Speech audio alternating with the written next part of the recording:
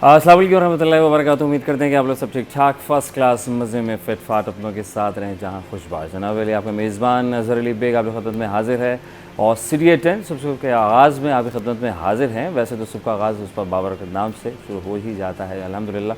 जब आप सुबह का आगाज़ करते हैं और नमाज़ फ़जर अदा करते हैं, कुरान पाक की तिलावत करते हैं, अल्लाह का शुक्र अदा करते हैं कि अल्लाह ताला ने एक और दिन हमें दिया और फिर हम अपने पैरों पे खुद हाथ खड़ा होकर आप सारे काम मिशंस जो आपकी प्लानिंग्स होती हैं, जो आपके गोल्स होते हैं, इनको पूरा चीज़ हासिल करने के लिए औरों के साथ जुड़ जाते हैं। हुकूक़ अल्लाह हुकूक़ुल इबाद को मद्देनज़र रखते हुए इस पर अमल पैरा करते हुए अपनी ज़िंदगी को कामयाब बनाने की भरपूर कोशिशों में लगे रहते हैं और लगे रहना भी चाहिए। मैं समझता हूँ कि यही है दुनिया, यह कि फ़ानी है सब कुछ, यहाँ वो है वहाँ कुछ और है। तो मामला तो ज़िंदगी को चीज़ों को चला रहे हैं, एक दूसरे के साथ जुड़े हुए उस परवरदिगार कौन किसके साथ जुड़ जाता है, कौन किसका अल्लाह ताला किसको वसीला किसी के लिए बना देता है, उससे खुशकिस्मती होती है कि अल्लाह ताला किन अपने नेक बंदों को चुन लेता है। हम ये कहते हैं कि हमने ये किया, मैंने ये काम किया, मैंने उसकी शादी कराई, मैंने उसके लिए घर के लिए राशन डाला या मैंने ये किया, तो मैं तो नहीं है। कुछ साहब डॉक्टर इसरार अहमद साहब का बड़ा खूबसूरत सा बयान था कि मैं तो कुछ नहीं है। जब नाम अपना तुम खुद नहीं रख सकते, जब तुम अपना पहला कदम खुद से नहीं चल सकते, जब पहला कदम ही तुम्हारे वालिदैन तुम्हें सपोर्ट देकर वसीला बनाकर अल्लाह की तरफ से तुम्हें चलाते हैं और तुम चलते हो और उसके चलने के बाद आहिस्ता आहिस्ता आपके वालिदैन का साया रहता है और उसके बाद आप कदम ब कदम चलना शुरू करते हैं, दुनिया देखते हैं, चीज़ों को परखते हैं और हालात व वाक़यात में नज़र रखते हुए दूसरों के साथ रहते हैं। बात सिर्फ इतनी सी है कि हम हर इंसान ही बहुत अच्छा है। जब इस दुनिया में इंसान आता है, हर माशरे के हिसाब से वो परवान चढ़ता है। अब डिपेंड ऑन यू कि आप किस माशरे में रहते हुए किन लोगों की सोहबत में रहते हैं। ये तो पॉजिटिव है तो नेगेटिव, बहुत कुछ है यहाँ पर, लेकिन डिपेंड सारा आपके ऊपर करता है कि सोच को आपने पॉजिटिव रखना है। पहली सोच ही पॉजिटिव रखिए कि आपकी आगे वाली ज़िंदगी आपकी आसान हो, ना कि सिर्फ आपकी बल्कि आने वाले आपके साथ के जुड़े हुए लोगों की भी आसान होती है। और यही सब कुछ है जो हमारे दीन का हिस्सा भी है। नमाज की अदायगी कीजिए, लोगों से अच्छे से पेश आइए और जो काम करने हैं, और अगर कोई काम रह जाए, कोई आपको लगे कि आज ये काम जो मेरा ख्वाब था कि काम मुकम्मल हो जाएगा लेकिन ये नहीं हो पाया, तो सब्र शुक्र कीजिए इसके ऊपर भी। हज़रत अय्यूब अलैहिस्सलाम एक सब्र शुक्र एक वसी का रहा है, तो क्यों ना कि हम तो फिर एक धूल भी नहीं। तो बात से मिलती इतनी सी है कि सब्र शुक्र का दामन हाथ से ना जाने दीजिए, फिर देखिए सारे काम खैर और के साथ मुकम्मल हो जाते हैं। कोई जल्दबाजी का शिकार ना हो, अगर किसी से आपको खलिश है तो उसको दूर कर लीजिए, क्योंकि उसमें रहकर खुद ही इंसान परेशान रहता है, ना कि बल्कि हम ये कहें कि नहीं यार इससे हम ये खुद ये बात कह दें, हम ये खुद डिस्कस कर लें, हम इससे बदला ले लें, हम इसको ऐसे कह दें वैसे कह दें, इसने ऐसे कैसे कह दिया। नहीं सर, ऐसे ना करें।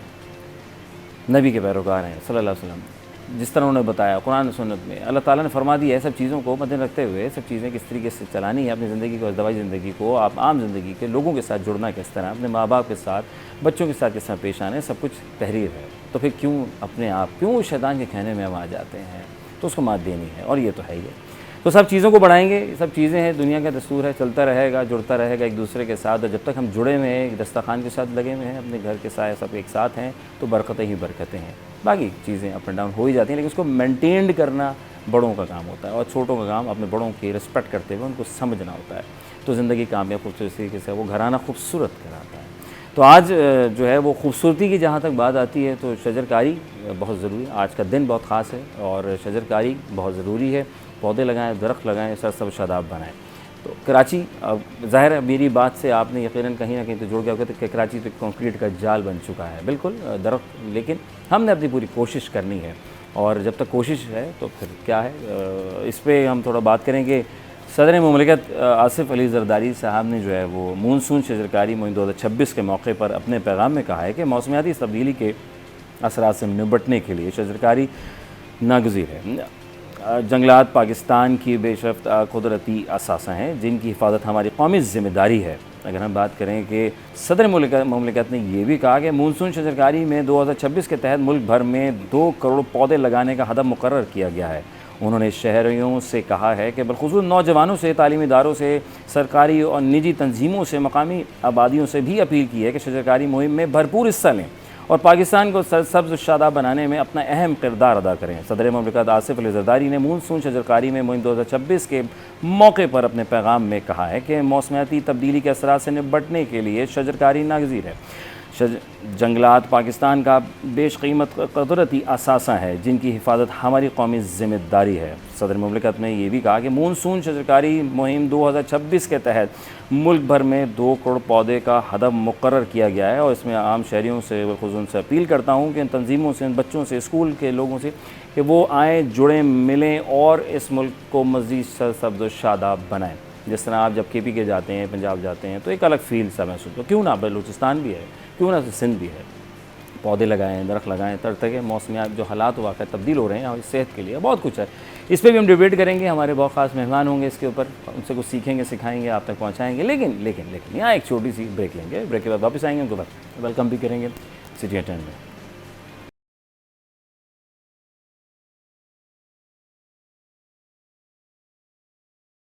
Welcome back once again city at 10। आपका मेज़बान अज़हर अली बेग आपके ख़िदमत में हाजिर है। हम यहाँ हाजिर हैं, आप वहाँ हाजिर हैं, और अब मेरे साथ वो खुसूसी मेहमान हाजिर हैं जो इनकी वजह से हम यहाँ मौजूद और आप ख़ास इंतज़ार कर रहे थे। जनाब कुछ सीखेंगे, सिखाएंगे, कुछ आप तक पहुँचाएंगे, अपने ही मिलजुल कर एक दूसरे का साथ देंगे और शजरकारी में हिस्सा डालेंगे, तो फिर बरकतें हैं, रौनकें हैं, सेहत भी है, आबरू है, सब कुछ है। और अल्हम्दुलिल्लाह आज हमें जो है वो ज्वाइन कर रहे हैं, हम हमारे साथ जो है शजरकारी का ख़ास दिन है, और इसमें सोशल एक्टिविस्ट की आप हैसियत रखते हैं, ना से बल्कि आप दोनों जो हैं अफराद माशाल्लाह से तालीम पे भी काम कर रहे हैं, अवेयरनेस के ऊपर, यूथ के ऊपर साथ काम कर रहे हैं, गज़ा के लिए भी माशाल्लाह काम कर रहे हैं। एक बस इनका एक नेटवर्क है जिसके ऊपर ये कर रहे हैं। लेकिन आज जो हमारा जो मौजू है वो शजरकारी है, इस पर कितना काम हो रहा है, यूथ कितना काम कर रही है, क्या आया कि सिर्फ घर के तक ही पौधे लगा रहे हैं, लगाने के बाद क्या उसमें पानी डालते भी हैं या लगा के तस्वीरें खिंचवा के एक तरफ हो जाते हैं, तो ये बहुत ज़रूरी है। तो आइए इससे बात करेंगे। हमारे साथ अली अब्बास साहब हैं और सनम बतूल साहबा, वेलकम करेंगे। अस्सलाम वालेकुम रहमतुल्लाह। समन कैसी हैं आप, ठीक हैं? जी आप बताएं। सर आप खैरियत से ठीक हैं? बंडल ऑफ थैंक्स, जज़ाकल्लाह। Thank you so much for inviting us. कि आप लोग अपने कीमती वक्त में तशरीफ़ फरमा हुए। सर शजरकारी बहुत ज़रूरी है, घर में तो हम पौधे लगाते हैं, कुछ ना कुछ ले आते हैं, गमले भी ले आते हैं, घर में बगीचे में भी लगा देते हैं, तो उसके बाद उसको मेंटेन करना बड़ा एक अहम, माली का रखना और सब चीज़ें। पहले तो घर से शुरू करते हैं, फिर हम रोड पे भी आएंगे, और उसके बाद सर सबसे पहले तो क्या इस पर रोशनी डालें इस पर? सबसे पहले तो हम हूज हुसैन की टीम आपको थैंक यू करती है कि आपने यहाँ पे बुलाया, और आज का बहुत इंपॉर्टेंट दिन जी, और इस पर डिस्कशन जो इस शहर की ज़रूरत भी है, बल्कि इस पूरे मुल्क की ज़रूरत है, इसको जो है वो आपने हाईलाइट किया। हूज हुसैन का जो मेन इंस्पिरेशन होता है वो हम लेते हैं हुसैन इब्न अली से, और हम सिर्फ उससे तालीम नहीं लेते, हम उसको एक्शन में ट्रांसलेट करते हैं। और ये शजरकारी पे जो हम लोग काम करते हैं, और पिछले 5-8 साल से हमारा एक्सटेंसिव इस पर काम है, और हमारी कैंपेन का मोस्टली नाम होता है एक दरख्त हुसैन के नाम। क्या बात, ठीक है। अब एक दरख्त हुसैन के नाम जो लगाना है, अब एक एक करके 1 बाय 1 जो है वो हम लोगों को जमा करते रहते हैं और इसमें जो शामिल करते हैं। तो शजरकारी सबसे पहले तो इम्पोर्टेंट क्यों है, हमने इस काम का सिलेक्शन क्यों किया, मसाइल एक नहीं है, हम इस पे क्यों काम कर रहे हैं। ऑक्सीजन के बगैर इंसान नहीं रह सकता, ऑक्सीजन सबके लिए, हुसैन सबके लिए, तो हम ऐसा काम क्यों ना करें जो सबके लिए फ़ायदेमंद भी हो। एक दरख्त जो हम लगाते हैं, वो एक दरख्त जो है वो 4 इंसानों के लिए ऑक्सीजन हाउस होता है। ठीक है, अगर हम सब एक दरख्त लगा रहे हैं तो वो सिर्फ आपके लिए बेनिफिट नहीं है, वो साया नहीं कर रहा, वो 4 लोगों के लिए, चरण परन के लिए, उसके नीचे जो शेड के नीचे आगे कोई मजदूर बैठ रहा है, कोई घोंसला बना रहा है, ये सब लोग जो है वो उससे फ़ायदेमंद उठाते हैं। तो इसकी इम्पोर्टेंस एक तरफ ही है। दूसरी तरफ अगर आप देखें तो पाकिस्तान वैसे तो कार्बन एमिशन का 1% भी जो है वो प्रोड्यूस नहीं करता, लेकिन इसका जो इम्पैक्ट है वो टॉप 10 कंट्रीज़ के अंदर आता है, जिसका इम्पैक्ट क्लाइमेट चेंज या ग्लोबल वार्मिंग का जो है वो हम पे सबसे ज़्यादा है। और ये हम अपनी लाइफ में खुद एक्सपीरियंस करते हैं कि जब गर्मियाँ आती हैं तो हीट वेव की बातें शुरू हो जाती हैं, उसकी वजह से लोग जो हैं वो इफ़ेक्ट हो रहे होते हैं। अगर हम सर्दियाँ देखते हैं तो स्मॉग का प्रॉब्लम आधे मुल्क के अंदर हमारे होता है। इसी तरीके से जो है वो हमारी मानसून जब आ जाता है तो हमारे पास जो है वो फ्लैश फ्लड्स का मसला स्टार्ट हो जाता है। तो इन सब चीज़ों को एक तरीके से इसकी जो शील्ड है, जो नेचुरल शील्ड है, जिसको हमने अपनी लाइफ से और अर्बनाइजेशन की वजह से जो है वो आहिस्ता आहिस्ता डिफॉरेस्टाइजेशन की वजह से वो कम होती गई है, और ये चीज़ें जो है वो हम पे हावी होती जा रही हैं। तो एक बहुत बड़ी वजह है, इसमें हम काम कर रहे हैं। जो रेशो एक होना चाहिए किसी भी कंट्री के अंदर, वो 25% ऑफ द फॉरेस्ट की जो है वो फॉरेस्ट कवर होना चाहिए। ठीक है। और पाकिस्तान का कितना है? ओनली 5%। तो जो 5% है हमारा, वैसे ही इस वक्त बहुत बड़ा डेफिसिट है कि हमारे पास जो है फॉरेस्ट कवर कितना होना चाहिए, क्योंकि अर्बनाइजेशन हम की वजह से वो बहुत सारी चीज़ें जो है कटती जा रही हैं। समन वैसे यूथ की हैसियत भी आप रखते हैं, तो मुझे बताएं इसमें यूथ कितना काम करे। हमें तो ज़्यादातर वो बच्चे नौजवान नज़र आ रहे होते हैं दरख्त लगाते हुए स्कूलों में, अतराफ़ में, मोहल्लों में, इलाकों में, और कराची कंक्रीट का जाल है, तो वो तस्वीरों की हद तक होता है या बाद में वो बच्चे उसके ऊपर पानी उसकी टेक केयर कर रहे होते हैं? अभी कितना % इस पर काम चल रहा है सही मायनों में? बिल्कुल, ये बहुत आपने अच्छी बात पूछी है। यूथ हमने जैसे हम लोग प्लांटेशन के कैंप्स लगाते हैं और उसमें हमने एक्सपीरियंस किया, क्योंकि वो ओपन टू पब्लिक होता है, तो वहाँ पे जो मेजॉरिटी जो ज़्यादा तादाद में हमसे पौधे लेके जाते हैं वो ज़्यादातर सारी यूथ होती है। ये बहुत सरप्राइजिंगली बात हमें लगती है अब के क्योंकि उस तरह का इंटरेस्ट बच्चों में अब डिफरेंट आने लगे हैं। लेकिन ये कि बच्चों का मैं आपको एक एक्सपीरियंस बताऊँगी। वहाँ पे हमने कैंप लगाया हुआ था और वहाँ पे एक फैमिली आई, 4-5 बच्चे थे एक साथ, और उन्होंने कहा कि हमें भी पौधा दें। तो हम पूछ रहे हैं आप क्या करेंगे, लगाएंगे? तो उन्होंने कहा कि हमारे पास जगह नहीं है लगाने की। अच्छा। तो उन्होंने कहा अच्छा, कि मैंने कहा फिर उनका हम घर जाएंगे, हम देखेंगे हम क्या कर सकते हैं, हम कहाँ लगाएंगे।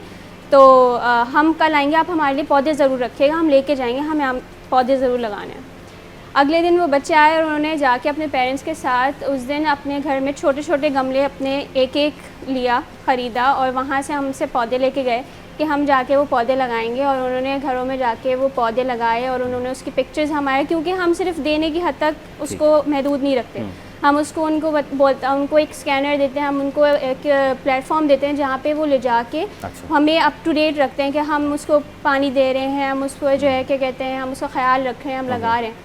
इसी तरह एक और भी थे 2 बच्चे, उन्होंने कहा कि हमने कहा पिछले साल भी हम लेके गए थे। ऐसे हर साल बच्चे रिपीटेडली आते हैं, यूथ आती है और हमसे हर साल वो पौधे लेके जाते हैं। तो ज़ाहिर वो हर साल लेके जा रहे हैं, उनसे अपडेट लेना कि अच्छा पिछले साल के पौधों का क्या हुआ। तो बड़ा ही इंटरेस्टिंग सा वो था कि उन्होंने गए कि अच्छा हम आपको जाके इसका, हम आज नहीं, हम कल लेके जाएंगे, हम आपको दिखाएंगे हमने पिछले पौधों के साथ क्या किया। अच्छा। तो उन्होंने हमें वो क्लिप बना के भेजा जिस पे उन्होंने दिखाया कि हमने 2022 में जो है आपसे पौधा लिया था, वो आज जो है पूरे दरख्त की फॉर्म में बना हुआ है और वो इसका इतना ख्याल रख रहे हैं। हम उसको, वो इतना खुश, उनका जज्बा, उनकी वो जो है क्या कहते हैं इंथ्यूजियाज़म इतना ज़्यादा बढ़ जाता है बच्चों में, और इतना जज्बा अच्छा, मतलब इंसानियत का जो एक पैगाम आपको एक प्लांटेशन से भी मिल रहा है, वो उनका अंदर एक जज्ब हो जाता है। बिल्कुल अली भाई साहब, हम ये देखते हैं कि ये जज्बा जो है बच्चों तक सबसे ज़्यादा, क्योंकि बच्चे होते हैं ना जी, नई जिद्दत, नया तरीक़ा, नया रास्ता,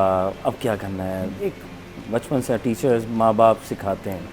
हम थोड़े से बड़े होते हैं तो फिर हम अपनी लाइफ में इतना मशगूल हो जाते हैं कि बहुत सी चीज़ों से हम दूर होते हुए दिखाई देते हैं। उसके बाद कहते हैं यार ये क्या हो रहा है। तो कितना % ये, जैसे इन्होंने समझ ने कहा कि बच्चे तो लेके जाते हैं, तो क्या बड़ों के भी फ़ोन आते हैं, राब्ते होते हैं कि हमने फ़लाँ इलाके में इतने दरख्त लगाने हैं, पौधे लगाने हैं, और फिर वो बाद में आप उसको लुक आफ्टर कर रहे हो?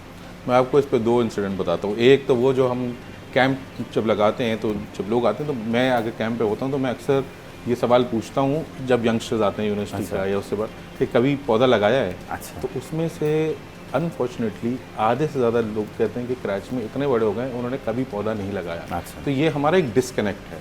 ठीक है, जो डिस्कनेक्ट है, इसी वजह से आपको ना दरख्त नज़र आते हैं, ना प्लांटेशन नज़र आती है। तो एक तो इस पर हमें काम करने की ज़रूरत है। और इसके अलावा आपने जैसे पूछा कि जिनका ख्याल रखते हैं, और ये एक्सपीरियंस कुछ समझ ने आपको बताया, लोग हमसे यूनिवर्सिटी के स्टूडेंट्स, अब एक साइड ये हो गई, जितने भी यूनिवर्सिटीज़ के अंदर डिफरेंट प्रोग्राम होते हैं, और स्पेशली ये मुहर्रम सफ़र के अंदर हमारी पूरी कैंपेन होती है, हमारा ओपन प्लेटफॉर्म होता है कि कोई भी आए, कहीं पे भी लगाए, हमें इनवाइट करे और हम जो है वो उनको पौधे जो है वो डोनेट करेंगे और उनके साथ कोलैबोरेट करेंगे। तो मल्टीपल यूनिवर्सिटीज़, मेरे ख्याल से सिर्फ कराची में कोई ऐसी यूनिवर्सिटी नहीं होगी जहाँ पे हम लोगों ने ये वाला कैंप जाके ना लगाया हो। अच्छा। जब वो प्रोग्राम कोई ना कोई उनका इवेंट होता है, वो हमें इनवाइट करते हैं। अभी कराची यूनिवर्सिटी में हमने किया, अभी यूनिवर्सिटी के अंदर हमने काम किया, तो वहाँ पे वो यूथ आती है और वो हमारे पौधे लेके जाती है, और फिर हम पौधे को डिफरेंट चीज़ों के साथ भी कनेक्ट करते रहते हैं। जैसे आज का दिन, आज जब हम यहाँ पे प्रोग्राम कर रहे हैं, तो हमारी एक टीम जो है वो एक प्राइवेट स्कूल के अंदर इस वक्त उन बच्चों के साथ एक अवेयरनेस सेशन कर रही है। अच्छा, और वहाँ पे जो है वो उनके टीचर्स, मैनेजमेंट को कंबाइन करके वहाँ पे प्लांटेशन ड्राइव और प्लांट्स डिस्ट्रीब्यूट कर रही हैं कि वो घर ले जाके भी ये काम करें। तो हमें जहाँ मौका मिलता है हम कोशिश करते हैं, हम अगर एक काम कर रहे हैं तो हम शजरकारी वाली चीज़ को अब डिफरेंट चीज़ों के साथ अटैच करने लगे। सही। क्योंकि ये आइसोलेशन भी नहीं हो सकता, ये एक दिन का काम नहीं है। हाँ। ये एक दिन आगाज़ है। अगर आज हम आसान नहीं है, ये आसान भी नहीं है। ये बात बिल्कुल आपने सही बोली। तो ये जो है वो फिर किस तरह क्राइटेरिया क्या होता है? लाइक आप पहले कि आपकी टीम जाती है, देखती है कि कहाँ हमें ज़रूरत है दरख्तों की, पौधों की, तो यहाँ किया जाए कि एनवायरमेंटल की वहाँ ज़रूरत है ना। अब हम तो हम ये सुनते हैं नीम का दरख्त लगाओ जी। तो फिर कौन से दरख्तों, कौन से पौधों का चुनाव किया जाता है? ज़रा इस पर ज़रा नज़रसानी करता है कि हमारे लिए आसानी हो। देखिए, आप जो दरख्त लगाएं, ये बहुत अच्छी बात आपने पूछी कि जो दरख्त आप लगाते हैं वो कोशिश ये करें कि नेटिव ट्री लगाएं, ठीक कि जो जिस जगह से, जो जिस इलाके से बिलोंग करता है, क्योंकि उसका सर्वाइवल रेट सबसे ज़्यादा होता है, वो उस लैंड के, उसकी पानी की जो ज़रूरत है वो लैंड फुलफ़िल करने की कैपेसिटी रखता है। जैसे नीम है, अमलतास है, गुलमोहर है, हम ये दरख्त जो लगाएं तो वो यहाँ के नेटिव चीज़ है। तो इसके मतलब ज़रूरी नहीं है कि आप फैंसी बाहर से कोई दरख्त लेके आएँ और उस चीज़ को लगाएं। जो वो दरख्त कामयाब है जो कि बेनिफिट दे, ठीक है। एक तो ये चीज़। बाकी हम जिस तरीके से लोगों को इंगेज करते हैं, हमारी दो तरह की कैंपेन्स होती हैं। एक कैंपेन वो होती है जहाँ पे हम जाके प्लांटेशन खुद करते हैं। अच्छा, ठीक है। उस जगह को हम पहले सर्वे करते हैं। उससे ज़्यादा इम्पॉर्टेंट ये होता है कि उसकी मेंटेनेंस की कमिटमेंट्स लेते हैं। हम कम्युनिटी को इंगेज करते हैं। अगर कोई जगह है, अगर लेट से कोई पार्क है, तो हम उस इलाके के मकीनों को इन्वॉल्व करेंगे। हम उधर की मस्जिद, स्कूल वालों को उस जगह पे इनवाइट करेंगे प्रोग्राम, और उनको बोलेंगे कि हम यहाँ पे लगाएंगे, आपके साथ पार्टिसिपेट करेंगे, कुछ दिन तक ख्याल करेंगे। बाकी आप अगर ख्याल करेंगे, ये आपकी चीज़ है, तब तो ये चीज़ पॉसिबल है। दूसरी चीज़ हमारी जो कैंपेन होती है उसमें हम कहते हैं कि हम कस्टोडियन बनाते हैं। जो एक दरख्त हुसैन के नाम मैंने बताया, जैसे अभी हमने पिछले 2 महीने के अंदर तकरीबन 11,000 प्लस प्लांट्स जो हैं वो डिस्ट्रीब्यूट करें। माशाअल्लाह। अच्छा, 11,000 प्लांट्स शायद बहुत बड़ा फिगर नहीं हो, लेकिन 11,000 लेकिन 11,000 इस तरह से बड़ा है कि शायद आप लगा दें किसी भी जगह पे, लेकिन हमने एक फैमिली या एक इंडिविजुअल को एक प्लांट दिया।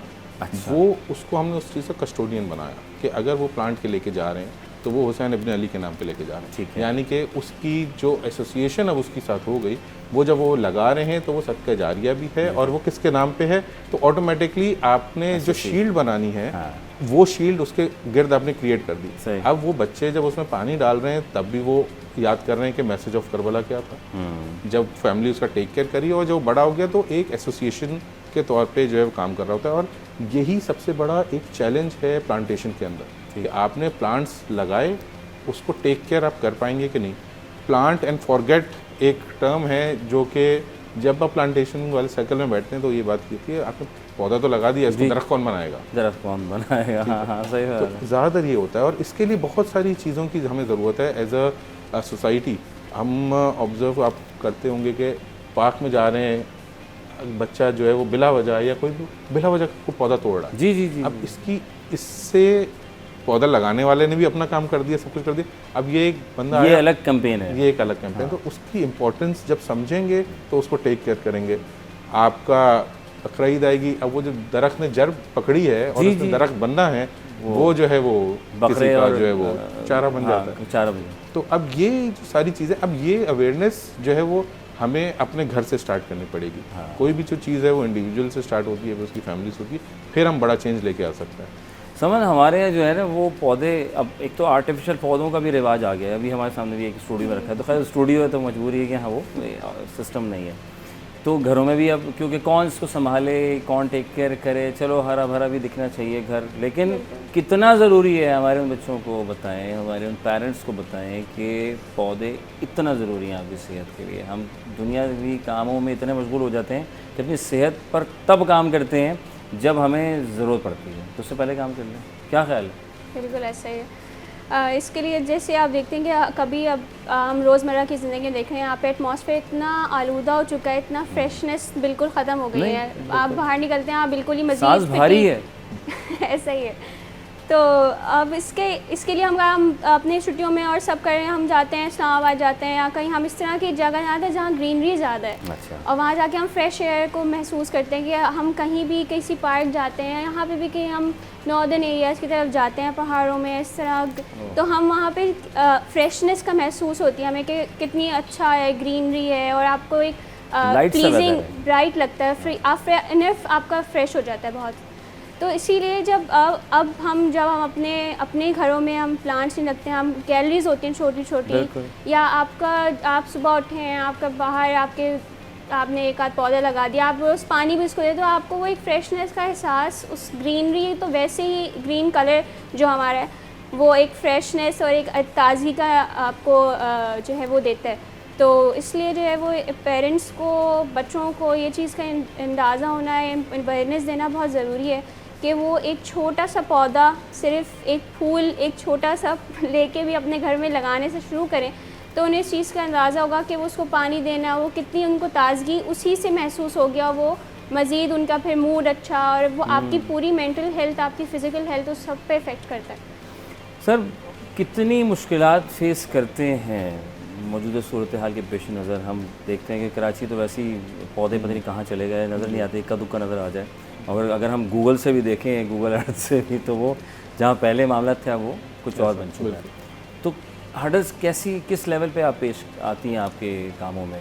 देखिए, एक तो आमादगी भी हो तो जगह फराहम नहीं होती। कराची के अंदर आप अगर प्लांटेशन करने निकलें तो आपको प्लांट्स लगाने के लिए भी जो है ना वो जगह ढूंढना मुश्किल हो जाती है, क्योंकि कंक्रीट का जंगल है, लोग जो हैं वो अपने साथ घर के साथ नहीं लगाते, उसके अलग मसाइल हैं।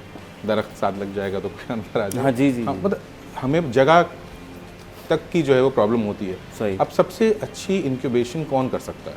सबसे अच्छी इंक्यूबेशन वो पार्क्स, वो सोसाइटीज़ जिनके पास लैंड अवेलेबल है, अगर वहाँ के मकीन इस चीज़ पे आमादा हो जाएं कि अगर अर्बन फॉरेस्ट छोटे से अगर अपने एरिया में लगा दें तो वो power house, oxygen power house आप अपने लिए खुद लगा रहे हैं। तो ये जो चैलेंज है, जैसे जगह मैंने बताया, जगह पहला, उसके बाद उसको कस्टोडियन बनाना। ठीक है, आप अब एक टर्म ये कि आप जो है वो एक ही जगह पे कंसंट्रेटेड जो है वो प्लांट्स लगाते हैं। अब उसके लिए जो है वो आपको कोई ना कोई लैंड चाहिए होती है, इसके लिए आपको गवर्नमेंट सपोर्ट भी चाहिए होती है, आपको सोसाइटी पहले परमिशन लेके जी हम यहाँ वो कार्रवाई, हाँ हम पौधे लगा रहे हैं तो कोई गवर्नमेंट को, तो इलाके जो भी डिस्ट्रिक्ट, अगर वो गवर्नमेंट लैंड है तो हम गवर्नमेंट, अभी हम लोगों ने एक रिसेंट ड्राइव करी थी नश्ता पार्क के अंदर। अच्छा। एक पूरा शहर का सेंटर है, वहाँ पे सब चीज़ें हो रही होती हैं, पोल्यूशन चारों तरफ है। जी जी जी, तो वहाँ पे हमने इस वक्त जो है वो गवर्नमेंट डिपार्टमेंट के साथ, फॉरेस्ट्री डिपार्टमेंट के साथ मिल के जो है वहाँ पे पूरी। सर आप लोग माशाल्लाह बहुत काम कर रहे हैं, तालीम पे आप लोग अलग काम कर रहे हैं, और गाज़ा के लिए भी स्पेशली इंटरनेशनल लेवल पे लोगों के साथ मिलकर पाकिस्तान से, यहाँ से एड्स और सारे माशाल्लाह काम कर रहे हैं। वक्त सर बहुत कमी है, गुफ्तगू बहुत लंबी है मेरे पास, और ना से बल्कि आपने वर्ल्ड रिकॉर्ड में भी हिस्सा अपना डाला जिसमें आप लोग डोनर किए थे ब्लड के, ऐसे था? ये 2022 27 अगस्त के दिन एक वर्ल्ड रिकॉर्ड क्रिएट हुआ। अच्छा। और उसमें भी इंडिविजुअल पावर ही थी जिसने जो है वो वर्ल्ड रिकॉर्ड क्रिएट किया। वो वर्ल्ड रिकॉर्ड था सिंगल 24 आवर्स के अंदर maximum number of blood count जमा करने का। अच्छा, गुड। ठीक है, तो ये रिकॉर्ड जो है वो इस वक्त हु इज़ हुसैन के पास है, जिसके पास के इमाम हुसैन के नाम पे हमने सिंगल डे के अंदर मैक्सिमम नंबर ऑफ ब्लड जो है वो कलेक्ट किया। और वो एक बहुत ही अच्छा, ये सिर्फ ब्लड काउंट जमा करना नहीं था, एक अवेयरनेस कैंपेन भी थी। ज़ाहिर है तो सारा उसमें आ जाता है। हाँ। क्योंकि जब आप कोई भी काम, वो शजरकारी हो या ब्लड डोनेशन हो, हम हर बंदा एक पोटेंशियल ब्लड डोनर है, लेकिन हम ब्लड नहीं देते। हमें आज भी थैलेसीमिया सेंटर्स पे आप जब जाएं तो आपको वहाँ की सफरिंग, वहाँ के पेरेंट्स जो ब्लड लेने के लिए जो है वो मुश्किलात का सामना करते हैं। ज़रा सा सर्दियाँ आ जाएँ तो मुश्किल, कोविड आ जाए तो मुश्किल, लाइनें लगानी पड़ती हैं। और फिर सिटी सेंटर्स के अंदर तो फिर कहीं ना कहीं मिल जाता है। जैसे ही आप मेन सिटी सेंटर से बाहर जाते हैं, क्योंकि थैलेसीमिया तो अक्रॉस पाकिस्तान है, वो लोग बहुत ज़्यादा सफ़र करते हैं। तो ये आपके चैनल की तवज्जो से, क्योंकि हम ब्लड पे इतना काम कर चुके हैं, इतनी स्टोरी देख चुके हैं, तो रिक्वेस्ट मैं करूँगा कि ब्लड किसी भी इदारे को दें, लेकिन दें ज़रूर। ये आपकी अपनी हेल्थ के लिए भी अच्छा जारी है साहब, सबके जारी है। सर बस लास्ट शॉट, क्या किस तरह कोई पौधे आपसे हासिल करना चाहे तो क्या कोई वेबसाइट, कोई फेसबुक आप लोग में से कोई बताना चाहे? हमारा सोशल मीडिया हैंडल है, ठीक है, हु इज़ हुसैन पाकिस्तान के नाम से, इंस्टाग्राम पे भी है, फेसबुक पे भी है। आप हमें मैसेज करें। हम यूनिवर्सिटीज़ के अंदर भी जो है ये स्टॉल्स लगाते हैं, हम जो है वो इंस्टीट्यूशन के साथ भी काम करते हैं। अगर आपके पास कोई अच्छी जगह है, आप वहाँ पर समझते हैं कि प्लांटेशन की जा सकती है, तो आप हमसे रब्ता करें, हम बिल्कुल जो है वो जहाँ तक हो सकेगा काम करें। ग्रेट हो गया। अली अब्बास साहब आपका बेहद शुक्रिया। वक्त की कमी है, सवाल मेरे पास बहुत सारे थे। समन बतूल आपका बेहद शुक्रिया। आपने आप सब ने मिल के जो है हमारे प्रोग्राम के तवज्जो से लोगों को आगाही दी, पहुँचाया कि कितना ज़रूरी है शजरकारी, जो कि अभी सेहत और ये सब का जारिया है। पौधे लगाइए और रब्ते के लिए रब्ता मैंने बता दिया है, लिंक वो उससे आपने ज्वाइन करना है और इनसे पौधों की रिक्वेस्ट करें, जगह दिखाएं, बताएं कि हमने यहाँ पौधे लगाने हैं, लेकिन पौधा लगाकर तस्वीर खिंचवा कर नहीं, उसको आगे तक उसको सिलसिले को तरफ बनाना है। Thank you very much once again, खुश रहें, बाद में मतलब बहुत कामयाब करें आप लोगों को जनाब वैली। और वक्फा बहुत ज़रूरी है, छोटा सा हम ले रहे हैं वक्फा, वक्फे के बाद दोबारा से खत्म होंगे। सिटी एट 10 आपका मेज़बान अज़हर अली बेग आप लोगों के साथ साथ।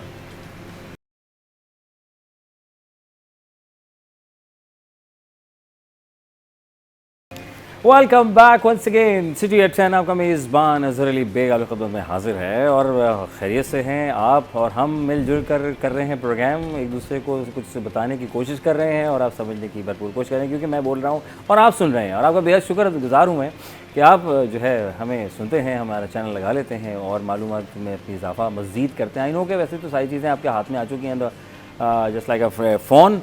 तो जब ये फ़ोन होता है तो ये सब चीज़ें आपके माइंड में होती हैं, तो लेकिन वो जिस तरह स्क्रॉल हो जाती हैं ये चीज़ें, तो वो फिर मेंटली तौर पे भी आप इधर से उधर हो जाते हैं। तो उसको ज़रा रिहर्स कर लेना, प्लान बना लेना, थोड़ा सा दोबारा डिस्कस कर लेना। तो मैं समझता हूँ इसमें कोई वो नहीं है कि कल को आपके हाँ मुझे तो पता था, नहीं सुन लीजिए, बड़े हैं आपके, कोई कह रहे हैं या कोई सीनियर आपको समझा रहा है, उस फील्ड से वाबस्तगी रखता है, तो समझने में कोई कबाहत फील नहीं करनी चाहिए, फ़ख्र की नहीं, उसको बताएं हाँ जी बिल्कुल। अगर आपने बात पता भी है और आपके सीनियर हैं, आपके बुज़ुर्ग हैं, आपके वालिद साहब हैं, टीचर हैं और आपको बात पता है, तो आप उनको बिल्कुल इस तरह प्रिटेंड करें, अच्छा ओके सर ये फिर कैसे, उनको सुने, ताकि उनको आप तक, क्योंकि उनका मन कर रहा है आपसे बात करने का, समझाने का, कुछ कहने का, ना किसका क्या जाता है, अपनी ज़िंदगी में मशगूल है, तो बेहतर है कि जुड़ने का एक अच्छा बहाना हो जाता है कि किसी बात को दोबारा रिपीट कर लेना। रिपीट आप प्रोग्राम हमारा भी देखेंगे। तो जनाब अली, सिलसिले कुछ ऐसे हैं कि आज का एक और टॉपिक है बच्चे, मन के सच्चे प्यारे से बच्चे, फूल जैसे बच्चे, फूलों की तरह इनको लेके चलें तो कमाल हो जाता है। इनकी खुशियाँ, इनकी सोच विचार, इनका गुस्सा और आपस में बच्चों में फ़ाइट का हो जाना, लड़ाई हो जाना, मुझे नहीं दिया और उसको ज़्यादा कर दिया, या शोर शराबा और मतलब घर को सर पे उठा लेना और घर वालों को अलग से जो है वो परेशान होकर देखते रह जाना, इनको हुआ क्या है।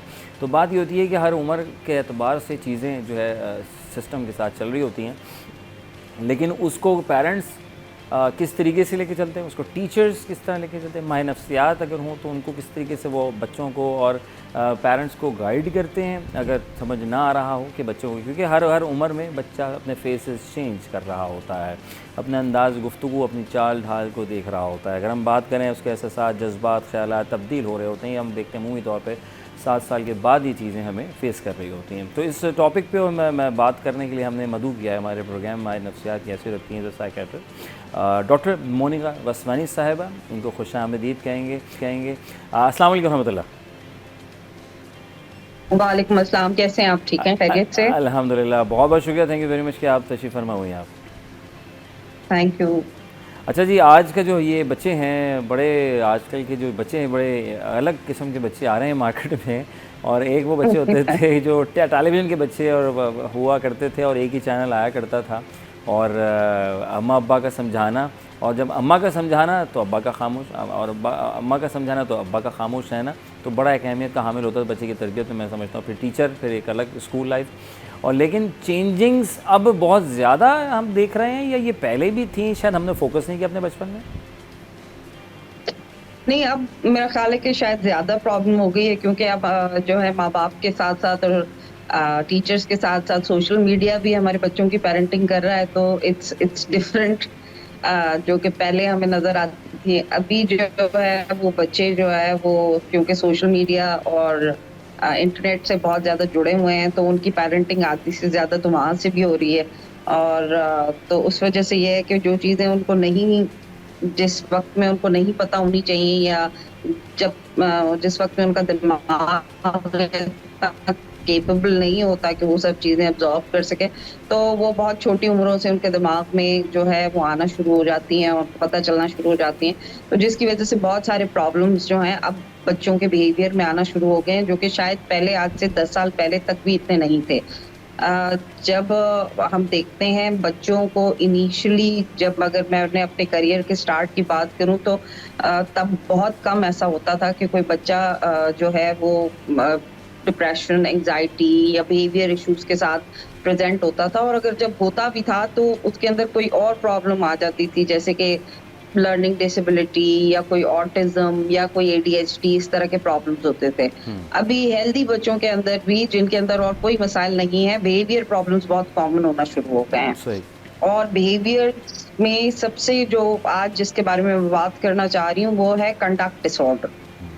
क्योंकि अभी रिसेंटली भी कुछ इस तरह के वाक़यात हुए हैं जो कि बहुत सुनकर और सोचकर भी दिल जो है ना वो दहल जाता है। तो इसलिए मैंने कहा कि आज मैं कंडक्ट डिसऑर्डर के ऊपर बात करूँगी। ज़रूर। कंडक्ट डिसऑर्डर बेसिकली बच्चों के अंदर आइडेंटिफ़ाई होना शुरू हो जाता है जब वो ऐसे 6, 7, 8 साल की उम्र में होते हैं और फिर वो जब एडोलसेंट यानी कि टीन एज की तरफ जा रहे होते हैं, तो ये एक एज ब्रैकेट होता है जिसमें कंडक्ट डिसऑर्डर यूजुअली आइडेंटिफाई किया जा सकता है या आइडेंटिफाई होना या उसके सिम्पटम्स नज़र आना ज़्यादातर शुरू हो जाते हैं। राइट। ऐसे बच्चे जो हैं वैसे तो शुरू से ही प्रॉब्लम थोड़ा बहुत होता है उनके अंदर, लेकिन जो सही अगर आप मानों में उनको देखेंगे तो आपको 7-8 साल में वो चीज़ें आपको ज़्यादा जो है ना नज़र आना शुरू जी हो हाँ, जाती हैं। जी हाँ। जैसे हम अक्सर बेशक आप सही कह रही हैं कि अक्सर बेशक एहसासात की कमी या चीज़ों का, जस्ट लाइक हम अभी ब्रेक पे जब थे तो जानवरों के साथ ट्रीटमेंट होना, दोस्तों के साथ उनका ताल्लुक़ जोड़ना,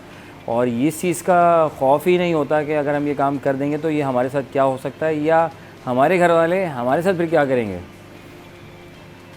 जी, बिल्कुल। अच्छा देखिए कंडक्ट डिसऑर्डर के कुछ जैसे बच्चों के अंदर नॉर्मली माँ-बाप हमसे ये पूछते हैं कि जब हम उनको कहते हैं कि आपके बच्चे को ये मसला है, तो वो ये कहते हैं कि बच्चे तो अमूमन तौर पर शरारती होते हैं। जी। तो सारे बच्चे शरारती होते हैं, सारे बच्चे थोड़ी बहुत बदतमीज़ी कभी कर लेते हैं, थोड़े बहुत अग्रेसिव हो जाते हैं, लड़ लेते हैं।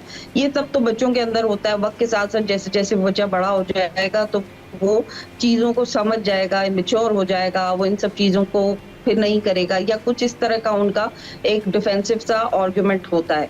तो मैं ये बताना चाह रही हूँ कि ज़ाहिर है सारे बच्चों के साथ ऑब्वियसली ये प्रॉब्लम नहीं होती है, लेकिन अगर आप अपने बच्चों के अंदर अग्रेशन आइडेंटिफाई कर रहे हैं यानी कि गुस्सा जो कि बहुत ज़्यादा है और जो कि नॉर्मली बच्चों के अंदर नहीं होता। अगर फ़र्ज़ करें once in a blue moon वो टीवी तोड़ रहा है या मोबाइल तोड़ रहा है या कोई इस तरह की हरकत कर रहा है जो कि बिल्कुल जो है वो कहते हैं ना कि ज़रूरत से बहुत ज़्यादा है या जो कि नॉर्मली बच्चे थे, तो इसका मतलब है कि देयर इज़ अ प्रॉब्लम। ठीक है। दूसरी चीज़ ये है कि अगर बच्चे जो है दूसरे बच्चों के साथ बिल्कुल लड़ते हैं, लेकिन अगर वो किसी बच्चे के साथ इस हद तक लड़ रहा है कि अगले बच्चे को की तकलीफ देखकर उसको बिल्कुल कोई एहसास नहीं हो रहा या उसका खून निकल रहा है तो उसको कोई एहसास नहीं हो रहा या उसको कोई पनिशमेंट का डर नहीं है, खौफ नहीं है, उसको कोई कॉन्सिक्वेंसेस का डर खौफ नहीं है, वो इमोशनलेस है, ब्लंट है टुवर्ड्स द इमोशंस जो कि इर्द-गिर्द जो लोगों के इमोशंस हैं,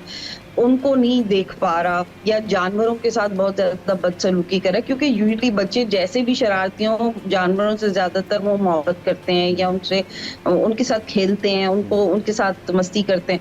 लेकिन अगर कोई बच्चा आपको ऐसे देख नज़र आए जो परिंदों की गर्दन मरोड़ रहा है या कोई इस तरह की जो है वो जानवरों को मार रहा है या किसी भी तरीके के इस तरह की हरकतें कर रहा है, तो आपको एक बार ज़रूर सोचना चाहिए कि यहाँ क्या इसके साथ कोई ऐसा मसला तो नहीं है कि जो कि नॉर्मल से हटकर है या जो कि इसको आगे चलकर इसके लिए मसाइल कॉज करेगा या कोई एबनॉर्मैलिटी वाली चीज़ तो नहीं है या कोई साइकियाट्रिक या साइकोलॉजिकल प्रॉब्लम तो नहीं है।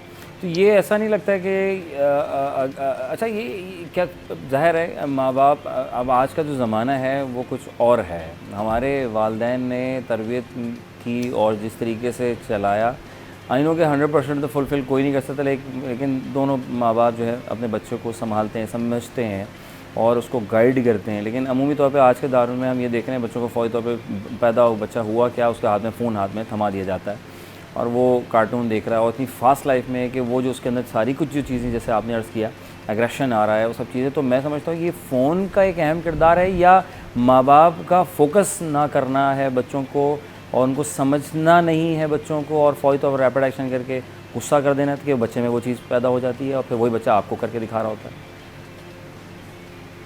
कुछ हद तक ये फैक्टर्स भी इन्वॉल्व हैं बिल्कुल, क्योंकि सोशल मीडिया से बच्चों के अंदर अग्रेशन आता है। अब तो बहुत सारी रिसर्चेस और ये सब चीज़ें प्रूव कर रही हैं। बहुत सारे मुल्कों में तो अब जो है सोशल मीडिया जो है वो बच्चों के लिए बिल्कुल जो है वो कर दिया गया है कि भई बच्चों को आप एक एज से पहले सोशल मीडिया का इस्तेमाल ना करने दें।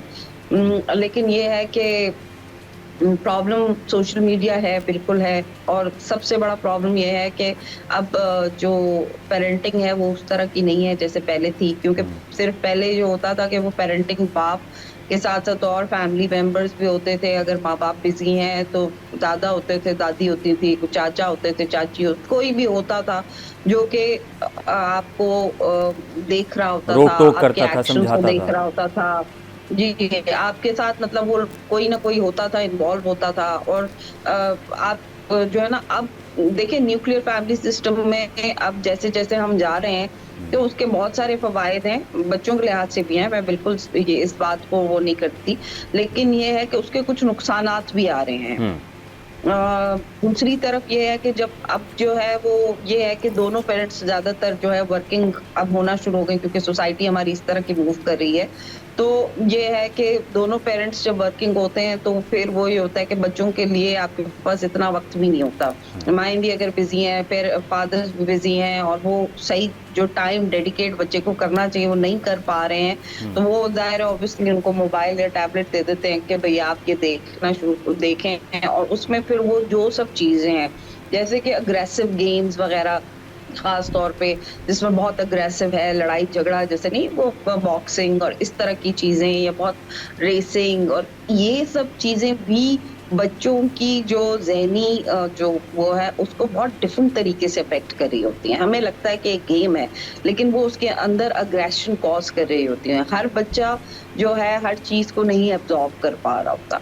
उनके अंदर इम्पल्सिविटी बढ़ रही होती है, एग्रेशन बढ़ रहा होता है, और हम विद टाइम जो है उसको आइडेंटिफाई नहीं कर रहे होते। इसमें आपको क्या लगता है ज़्यादातर बच्चे अमूमी तौर पे माशरे में कहा जाता है भाई लड़का है ना ये ज़्यादा शरारती होता है, नहीं लड़की तो होती मासूम सी है, बच्ची है छोटी, इसको क्या पता है। लेकिन क्या ये चीज़ें दोनों में इक्वली पाई जाती हैं, आपको लगता है ऐसा? जी, मोर और लेस दोनों में ही हो सकती हैं, लेकिन हाँ, कंडक्ट डिसऑर्डर्स ये हैं कि वो अगर देखा जाए बाय एविडेंस बात की जाए तो जो मेल चाइल्ड है उनके अंदर ज़्यादा देखा गया है। फीमेल्स में इतना आइडेंटिफाई नहीं किया जाता, लेकिन हाँ, होता दोनों में ही है अगर देखा जाए। लेकिन लड़कों के अंदर ऑब्वियसली ज़्यादा होता है, जिसकी क्योंकि मैं एक ट्रेट की बात कर रही हूँ, तो it's more common in males. लेकिन हाँ, फीमेल्स में बच्चियाँ होती हैं, अगर उनके अंदर इस तरह का कोई प्रॉब्लम डेवलप हो जाए, तो वो आगे चलकर जो है, अगर उनके अंदर कंडक्ट डिसऑर्डर डेवलप हो जाए, तो आगे चलकर उसका थोड़ा-सा, वो कहते हैं ना कि उसके सिम्पटम्स डिफरेंट होंगे, लेकिन वो है इसी की, समझ लें, इसी जड़ की ही आगे एक वो है। इसको किस तरीके से आप सॉर्ट आउट करना चाहेंगी? क्या कंक्लूजन है हमारे पास कि हम इन चीज़ों को बेहतर बना सकें? मतलब क्या मोबाइल फ़ोन बच्चों से दूर कर दें, बच्चों की हर बात को यस करना शुरू कर दें, या माँ बाप को इक्वली ट्रीट करना चाहिए बच्चों को? देखिए, मेरा सबसे पहले तो मोस्ट इम्पोर्टेंट चीज़ ये है कि मैं माँ-बाप को ये बताना चाहती हूँ कि अगर आप, सबसे पहले तो कंडक्ट डिसऑर्डर जो है वो आगे चलकर होगा क्या? ताकि माँ-बाप को पता चले कि कितनी सीरियस चीज़ है। कि अगर लेट्स सपोज़ ये आप टाइम पर इसको आइडेंटिफ़ाई नहीं करते और इसका इलाज नहीं होता, तो ये बच्चे एंटी सोशल पर्सनैलिटी डिसऑर्डर की तरफ चले जाते हैं, यानी कि जो कि माशरे के खिलाफ खड़े और आगे चलकर मुजरिम भी बन सकते हैं, या गलत चीज़ों में मुलव्वस हो सकते हैं, और इनके अंदर बहुत ज़्यादा टेंडेंसी होती है। एक बात तो ये। अब इसको कैसे प्रोटेक्ट किया जाए, या माँ-बाप ऐसा क्या करें कि जिससे बच्चों के अंदर ये चीज़ें या इस तरह का बिहेवियर ना डेवलप हो? तो सबसे पहले तो मोस्ट इम्पोर्टेंट चीज़ ये है कि ज़ाहिर है आप सोशल मीडिया से या किसी भी और चीज़ से आप बच्चे को अलग नहीं कर सकते, क्योंकि हम बहुत तेज़ी से अब हम जो है वो इन सब चीज़ों की तरफ जा रहे हैं, तो आप बच्चे को नहीं ब्लॉक कर सकते कि आप कंप्यूटर ना यूज़ करें, टैबलेट ना यूज़ करें। लेकिन हाँ, हम कुछ बाउंड्री ज़रूर बना सकते हैं। एक तो ये है कि बच्चे का एक टाइम होना चाहिए, और एक बाउंड्री होनी चाहिए कि वो क्या देख रहा है, किस तरह की चीज़ देख रहा है, और कितनी देर देख रहा है। ये सब चीज़ें बहुत इम्पोर्टेंट हैं। दूसरी सबसे इम्पोर्टेंट चीज़ ये है कि आप अपने बच्चे को कॉन्सिक्वेंसेस और पनिशमेंट का कॉन्सेप्ट बचपन से सिखाएं। अब कॉन्सिक्वेंसेस और पनिशमेंट का जो कॉन्सेप्ट होता है वो उसका ये मतलब नहीं है कि आप अपने बच्चे को, अगर वो कोई गलती करता है तो आप उसको मारना शुरू कर दें या बहुत मारें, या आप वो अगर बात नहीं मान रहा तो आप उसको जो है वो कोई इस तरह की पनिशमेंट्स देना शुरू कर दें या फिजिकली अब्यूज करें। नहीं, ऐसा बिल्कुल भी नहीं है। आप बच्चे को कॉन्सिक्वेंसेस बताएंगे कि जैसे लेट सपोज कि अगर आपने कोई कोई काम, अगर आपने एग्जाम फेल कर दिया है तो उसके ये कॉन्सिक्वेंसेस होंगे, यानी कि आपको XYZ चीज नहीं मिलेगी, ठीक है। अब नहीं मिलेगी का मतलब ये होता है कि नहीं मिलेगी, उसका ये मतलब नहीं होता कि अम्मी ने कह दिया कि नहीं मिलेगी तो अब्बू जो है वो, बच्चा रो रहा है तो अब्बू कहे नहीं नहीं छोड़ो दे दो कोई बात नहीं, इस बार हो गया तो अगली बार कर लेगा। या फिर जो है वो कोई दादी नानी आके कह दे कि नहीं नहीं तुम लोग तो ऐसे ही करते हो बच्चों के साथ, तो तुम जो है ना दे दो इसको जो मांग रहा है, क्या फर्क पड़ता है। नहीं, जो पेरेंटिंग का मतलब ये है कि माँ बाप को एक पेज पे होना चाहिए। अगर माँ ने ये तक कह दिया कि ये टॉफी अगर नहीं बच्चे को मिलेगी फॉर सम रीजन तो वो नहीं मिलेगी, मतलब फिर वो कुछ भी हो जाए नहीं मिलेगी। तो बच्चे को ये कॉन्सेप्ट होगा कि मैं जो कुछ करूंगा उसके कोई ना कोई कॉन्सिक्वेंसेस होंगे, उसका कोई ना कोई रिजल्ट होगा, अच्छा या बुरा। अगर मैं कोई अच्छा एक्शन करूंगा तो उसका अच्छा रिजल्ट होगा, और मैं कोई बुरा एक्शन करूंगा तो उसका बुरा रिजल्ट होगा, उसकी पनिशमेंट होगी, उसका कोई ना कोई आगे चलकर मुझे कुछ भुगतना पड़ेगा। अगर मैं कोई चीज तोड़ूंगा तो वो मुझे दोबारा नहीं मिलेगी। अगर मैं कोई मोबाइल तोड़ दूंगा, चाहे मैं कितने ही गुस्से में हूँ, चाहे कैसे भी हूँ, अगर मैंने मोबाइल तोड़ तो अब मुझे दोबारा मोबाइल नहीं मिलेगा। सही। तो अगर आप अपने बच्चों को कॉन्सिक्वेंसेस और पनिशमेंट का कॉन्सेप्ट देंगे तो फिर बहुत सारे प्रॉब्लम्स जो हैं वो हल हो जाएंगे। और फिर मैं बार बार यही कहना चाहूंगी कि पनिशमेंट का ये बिल्कुल मतलब नहीं है कि आप बच्चों को मारें। मतलब ये है कि आप उनकी कोई रीइंफोर्समेंट ब्लॉक कर दें, कोई चीज ऐसी ब्लॉक कर दें। और ये जब तक बच्चे छोटे हैं तब तक पॉसिबल होता है, जब ये बड़े होते चले जाते हैं तो फिर ये चीजें बहुत, फिर ये अप्लाई करना बंद कर देती है। एक बार उनकी पर्सनालिटी डेवलप हो जाएगी तो फिर आप जो कुछ भी कर लें, अपने बिहेवियर में कितना भी चेंज ले आए तो वो चीजें उसके दिमाग में बैठ जाती हैं। इसीलिए छोटेपन से ही बच्चों के अंदर इन सब चीजों का कॉन्सेप्ट आप डेवलप करना शुरू करें। दूसरी सबसे इम्पोर्टेंट चीज ये है कि अगर आपके घर में अग्रेसिव एटीट्यूड है, यानी कि फादर का अग्रेसिव एटीट्यूड है टुवर्ड्स मदर, या फिर अगर उन दोनों के बीच में ताल्लुकात अच्छे नहीं है, बहुत ज्यादा चीखो पुकार है, लड़ाई झगड़ा है, आप बेशक बच्चे के साथ आप बहुत अच्छी उसकी पेरेंटिंग कर रहे हैं, उससे बहुत मोहब्बत करते हैं, दोनों बहुत ख्याल करते हैं, हर चीज करते हैं, उसको सब कुछ प्रोवाइड भी कर रहे हैं, लेकिन अगर आप दोनों के बीच में हार्मनी नहीं है, पेरेंट्स के बीच में हार्मनी नहीं है, तो वो उस बच्चे के अंदर बहुत सारे प्रॉब्लम्स जो हैं वो आगे आना शुरू हो जाते हैं बच्चों के बिहेवियर के अंदर। बिल्कुल बिल्कुल ऐसा ही है। और बाप खास तौर पे, बिल्कुल आपने सही कहा। मेरे पास वक्त की बहुत कमी है डॉक्टर साहिबा, बहुत ख़ास बातें आपने बहुत मोस्ट इम्पॉर्टेंट टॉपिक के ऊपर डिस्कस किया। डॉक्टर मोनिका, आपका बेहद शुक्रिया, थैंक यू वेरी मच कि आप तशरीफ़ फरमा हुई, कीमती वक्त में से हमें आगाही दी और बच्चों के बताएं। थैंक यू वेरी मच जनाब। बच्चों के ऊपर रखें, नज़र रखें, फोकस करें और मिलजुल के चलें, और उनके सामने वो बातें ना करें जिससे बच्चा कल को आपसे सवाल करे। तो साथ लेके चलें, उसकी बातों को सुनें, समझें, उसको वक्त दें। दो काम छोड़ के साइड में सेटअप हो जाएगा, कोई बड़ी बात नहीं है। छोटा सा ब्रेक लेंगे, ब्रेक के बाद वापस आएंगे सिटी एट 10।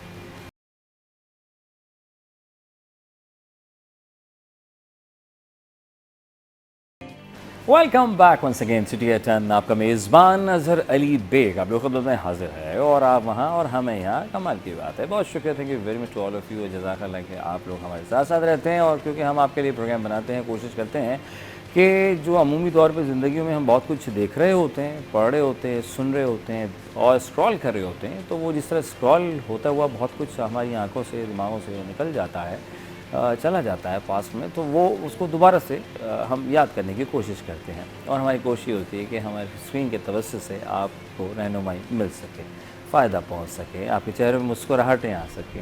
ये हमारा एक छोटा सा मकसद है जो आपके साथ है। और आज हम जो है बात कर रहे हैं कि सजावट, घर गृहस्थी और घर है अपनी फैमिली से अपने अपनों से, और अपनों के बाद फिर घर की खूबसूरती से बात आ जाती है। घर को किस तरीके से डेकोरेट किया जाए, कौन सा कलर कराया जाए, कौन से सोफ़े रखे जाएँ, कौन सा कलर, क्या थीम, किस तरह के सोफ़े, किस तरह की वॉल, और उसके साथ अगर बात करें तो क्या हम क्या ऐसा करें कि हमारा घर औरों से मुनफरिद लगे, कि जिस तरह मैं घर देख कर आई थी फलां वो मेरा घर जैसा क्यों नहीं लगता, तो मैं ऐसा क्या करूं।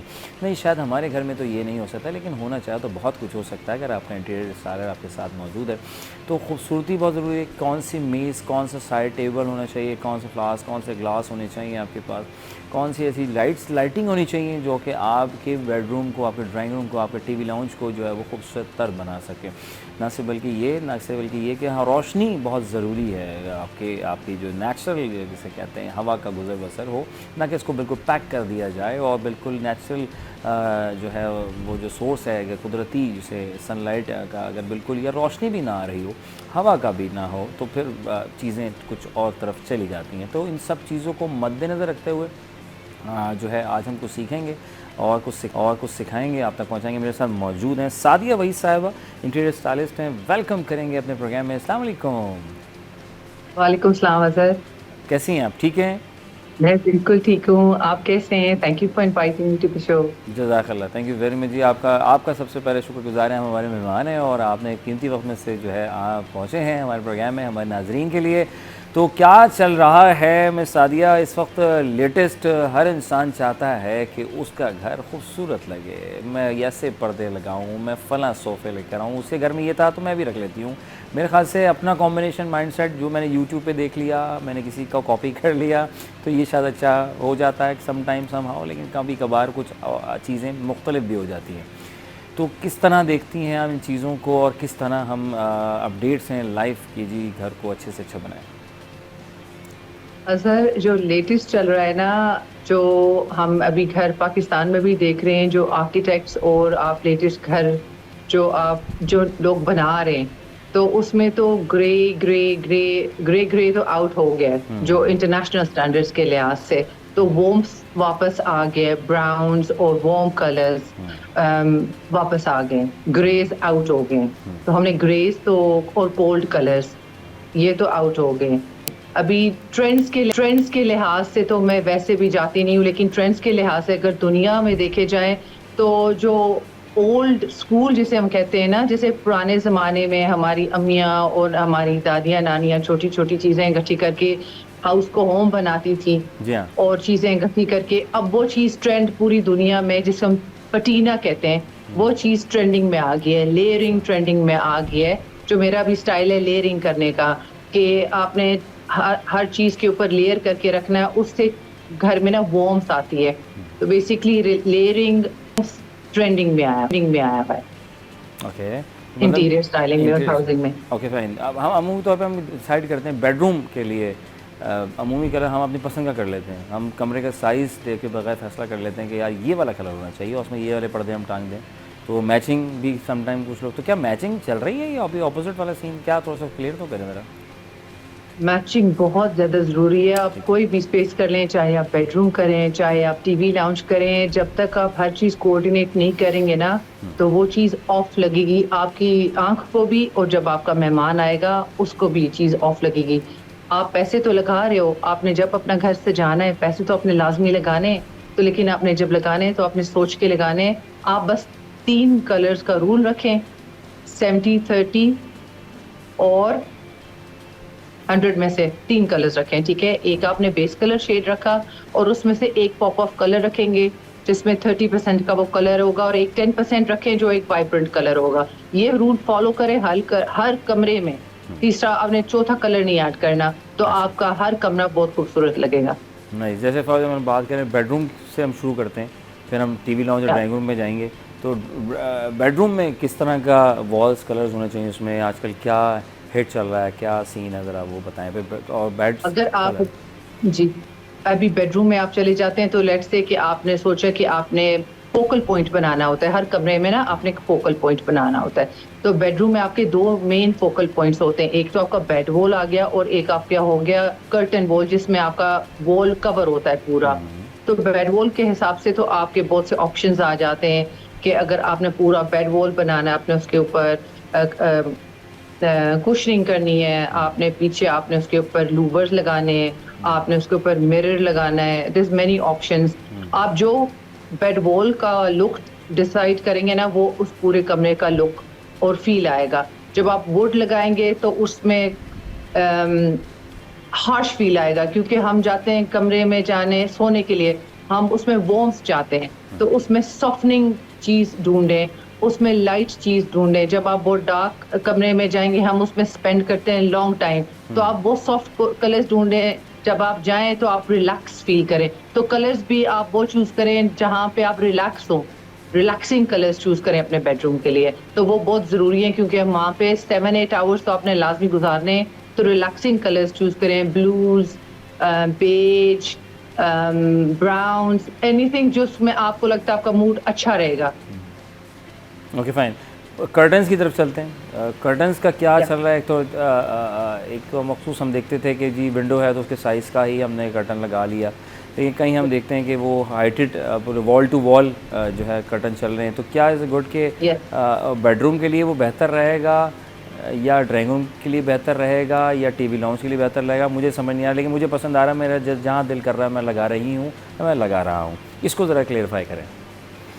हर कमरे में ना आपने floor, ceiling to floor, wall to wall, ठीक, ये याद रखना है हर कमरे में, चाहे वो बेडरूम है, चाहे वो टीवी लाउंज है, चाहे ड्राइंग रूम है, ceiling to floor, wall to wall, जितना उसको बड़ा कर सकते हैं। अगर बीच में एसी ना आए, एसी तक आप उसको करेंगे तो आपका कमरा, पैसे थोड़े लगेंगे लेकिन पैसे हमने लगाने हैं, एक ही दफ़ा अपने कमरे की लुक निकालनी है, तो आप थोड़े से पैसे लगा लें।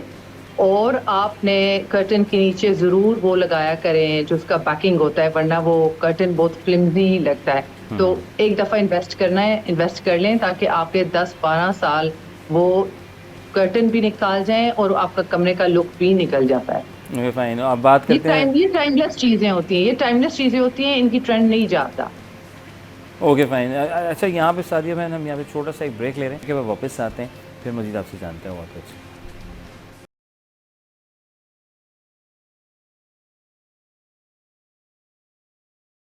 Welcome back one second city है चैन, आपका मेज़बान अजहर अली बेग आप लोग खुद में हाजिर है, और हम यहाँ और आप हैं वहाँ। कमाल कर दिया साहब, और बहुत बहुत शुक्रिया। और हमारे साथ मौजूद हैं, इंटीरियर डिज़ाइनिंग के हवाले बात कर रहे हैं। घर की सजावट खूबसूरत दिखना तो अलग, घर को खूबसूरत दिखाना कि मेहमान आए और वो कहे वाह कितना खूबसूरत आपने घर बनाया है, कितने दिल से चीज़ों को सजाया है कि मज़ा ही आ गया साहब। तो हमारे साथ सादिया वही साहब है, मौजूद हैं, माशाल्लाह से स्पेशलिस्ट हैं इंटीरियर के हवाले से। ब्रेक से पहले हम कलर थीम के ऊपर बात कर रहे थे, कर्टन से बात कर रहे थे। सादिया बहन मुझे बताएं कि अमूमी तौर पे हम कहते हैं यार डीको पेंट फर्नीचर के ऊपर मैं बात कर रहा हूँ, या हम कहते हैं फॉर्मिक कुशनिंग करवा ली जाए, नहीं आई थिंक जो एक पॉलिश फर्नीचर होता है वो रख लिया जाए।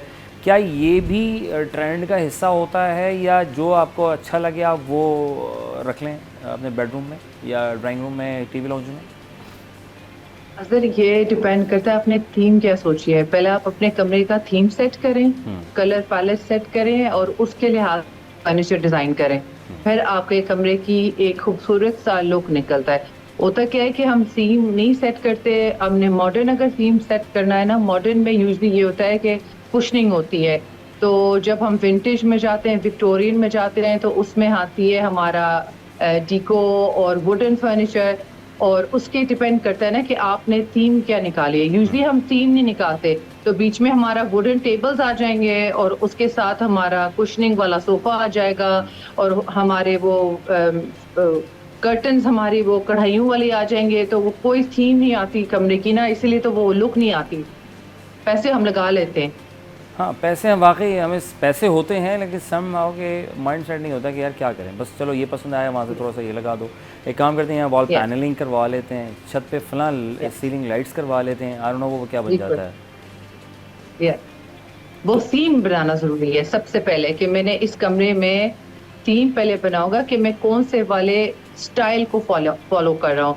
पैनलिंग भी जब आप लगाते हैं ना, तो पैनलिंग के साथ होना चाहिए फ्रेंच फर्नीचर, जो है डीको फिनिश के साथ होता है, और वो होता है वुडन फर्नीचर जिसको हम कहते हैं चिन्योटी फर्नीचर। जब वो होता है ना पैनलिंग के साथ, मैंने अभी गुजरांवाला का घर गया था और सबको इतना पसंद आया था। वो पसंद इसलिए आया था क्योंकि मैंने एक थीम को फॉलो किया था सिर्फ। उसमें पैनलिंग भी था, वॉलपेपर भी था उसमें। और बहुत से लोगों ने पूछा आपने इसमें प्लांट्स क्यों नहीं लगाए।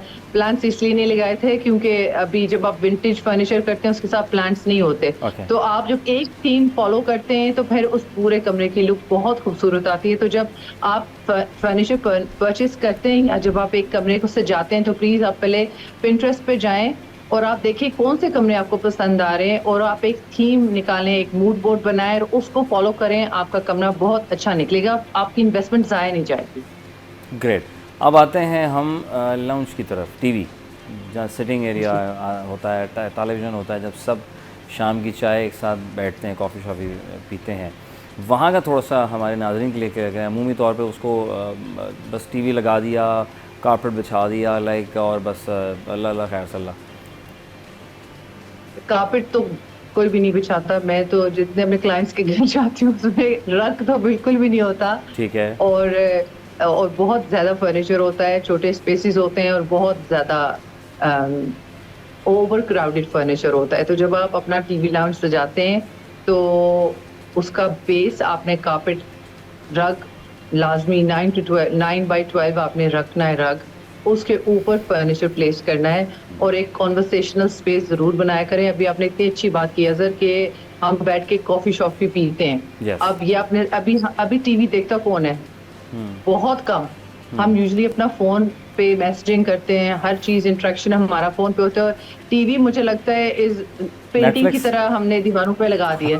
ऐसा ही है ना, बैकग्राउंड पे एक दीवार का एक सजावट की चीज़ है कि हाँ टीवी हमने खरीदा है और वो लग गया, लेकिन वो हम इस्तेमाल बहुत कम करते हैं। शायद 9 o'clock वाले न्यूज़ पे या मॉर्निंग शो पे हम लेडीज ज़रूर बच्चों को बेच के लगाती हैं। उसके अलावा हम शाम के टाइम बहुत कम इस्तेमाल करते हैं। लेकिन डेफिनेटली शाम के टाइम जो हमने चाय बैठ के और ये कॉन्वर्सेशनल स्पेस होता है टेलीविज़न रूम, तो उसको कॉन्वर्सेशनल स्पेस बनाएं।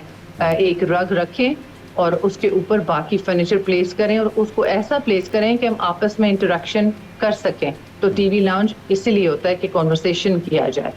और ओवर क्राउड ना किया करें। ओवर क्राउड कर देते हैं, बहुत ज़्यादा फर्नीचर कर लेते हैं प्लेस, इसलिए आपका टीवी लाउंज खूबसूरत नहीं लगता। टू मच फर्नीचर रखते हैं वहाँ पे। सही कह रही हैं। अक्सर बेशतर हम कुछ घरों में ऐसा देखते हैं कि बहुत सारे उसमें जो है प्रॉप्स भी होंगे, प्लांट्स भी होंगे और लाइक मतलब इतना ओवर क्राउड हो रहा होता है कि हाँ मेरे ख्याल से शायद इस पर आप ज़रा बेहतर समझती हैं और गाइड भी कीजिएगा। अमूमी तौर पे हम बड़े घरों में समटाइम अपने दोस्तों के अगर किसी चले जाए, इसका बेडरूम या कमरा जो है टीवी लाउंज बहुत बड़े साइज़ का हो, तो वहाँ मेरे ख्याल से मुझे फिर वो चीज़ें समझ में थोड़ी आती हैं। लेकिन अगर एक कमरा ही छोटा हो और उसको वही चीज़ हम कहें कि यार वो जैसा मैं अपना कमरा या अपना टीवी लाउंज या ड्राइंग रूम बना लूँ, तो फिर क्या होगा?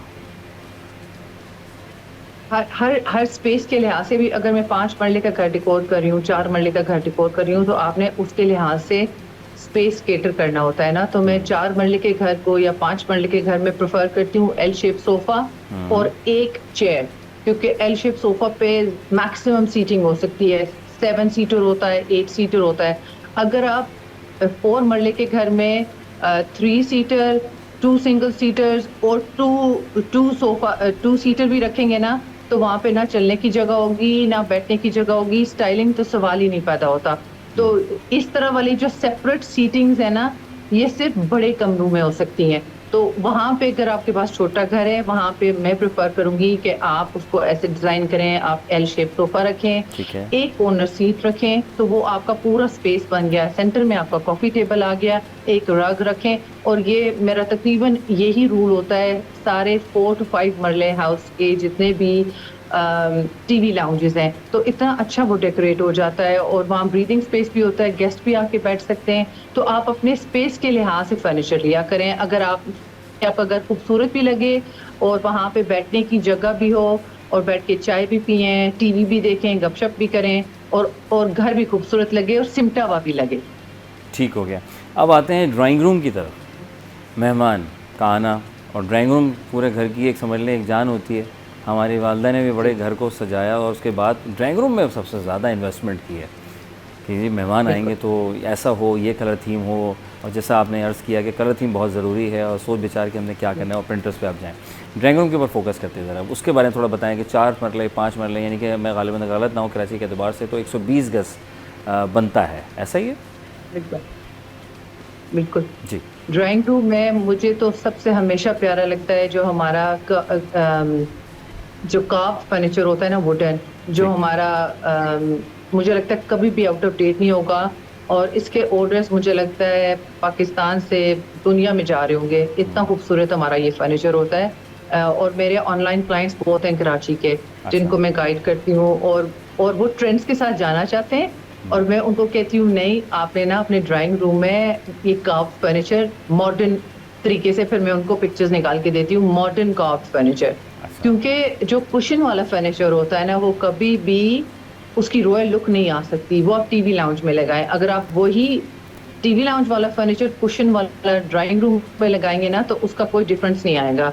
तो आप अपने ड्राइंग रूम में कार्व फर्नीचर जिसमें थोड़ा सा वुडन का एस्पेक्ट हो, मॉडर्न रखें, लेकिन ड्राइंग रूम में आप थोड़ा सा वुड का इफेक्ट जरूर दें, ताकि उसका डिफरेंस जरूर लगे फ्रॉम द टीवी लाउंज। तो वहाँ पे जो हमारे क्लाइंट्स थे कराची वाले ही, 5 मरला हाउस, मैंने उनको बताया था 3 सीटर, उसके साथ 2 सिंगल और एक 2 सीटर मैंने उनको डिजाइन करके दिया था, बीच में कॉफी का जो टेबल था और साथ में कंसोल, तो वो उनका फिट हो गया था आराम से। और बाकी एल शेप थे दोनों टीवी लाउंजेस में, तो उनका वो हो गया था, लेकिन उनको यही मैंने कहा था कि आपने ना वुडन में करना है, तो वो सबसे खूबसूरत लगता है। फाइन। कॉर्नर्स की तरफ आ जाते हैं, कॉर्नर्स पे क्या ऐसा किया जाए कि खूबसूरत लगे? पौधे लगा दें, कोई शेल्फ रख दें, क्या करें? कॉर्नर्स में मैं दोनों करती हूँ, शेल्फ भी लगती हूँ, पौधे भी रखती हूँ, दोनों बहुत अच्छे लगते हैं।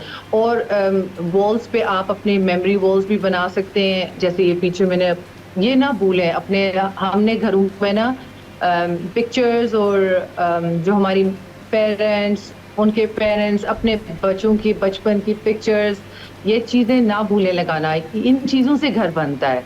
सारी तस्वीरें पुरानी निकालें, उनके फोटोज लगाएं, और अपने घरों को घर इसी तरह बनाया जाता है मेमोरीज के साथ, तो ये चीज़ें ज़रूर निकाल के लगाएं। फाइन। और क्या किया जाए ड्राइंग रूम मेरा और हसीन और जमील लगे, कि और लोग कहें मेरे घर आएगा, अरे बहन तुम्हारा ड्राइंग रूम तो बड़ा खूबसूरत है, इसमें ये चीज़ कहाँ से ख़रीदी, क्या आइडिया लगाया था, क्या हुआ था कि लोग मजबूर हो जाएं कॉपी करने के लिए कि हाँ जी मैंने अपना ड्राइंग रूम ऐसा बनाना है? मिरर्स बहुत बड़ा रोल प्ले करते हैं छोटे घरों में।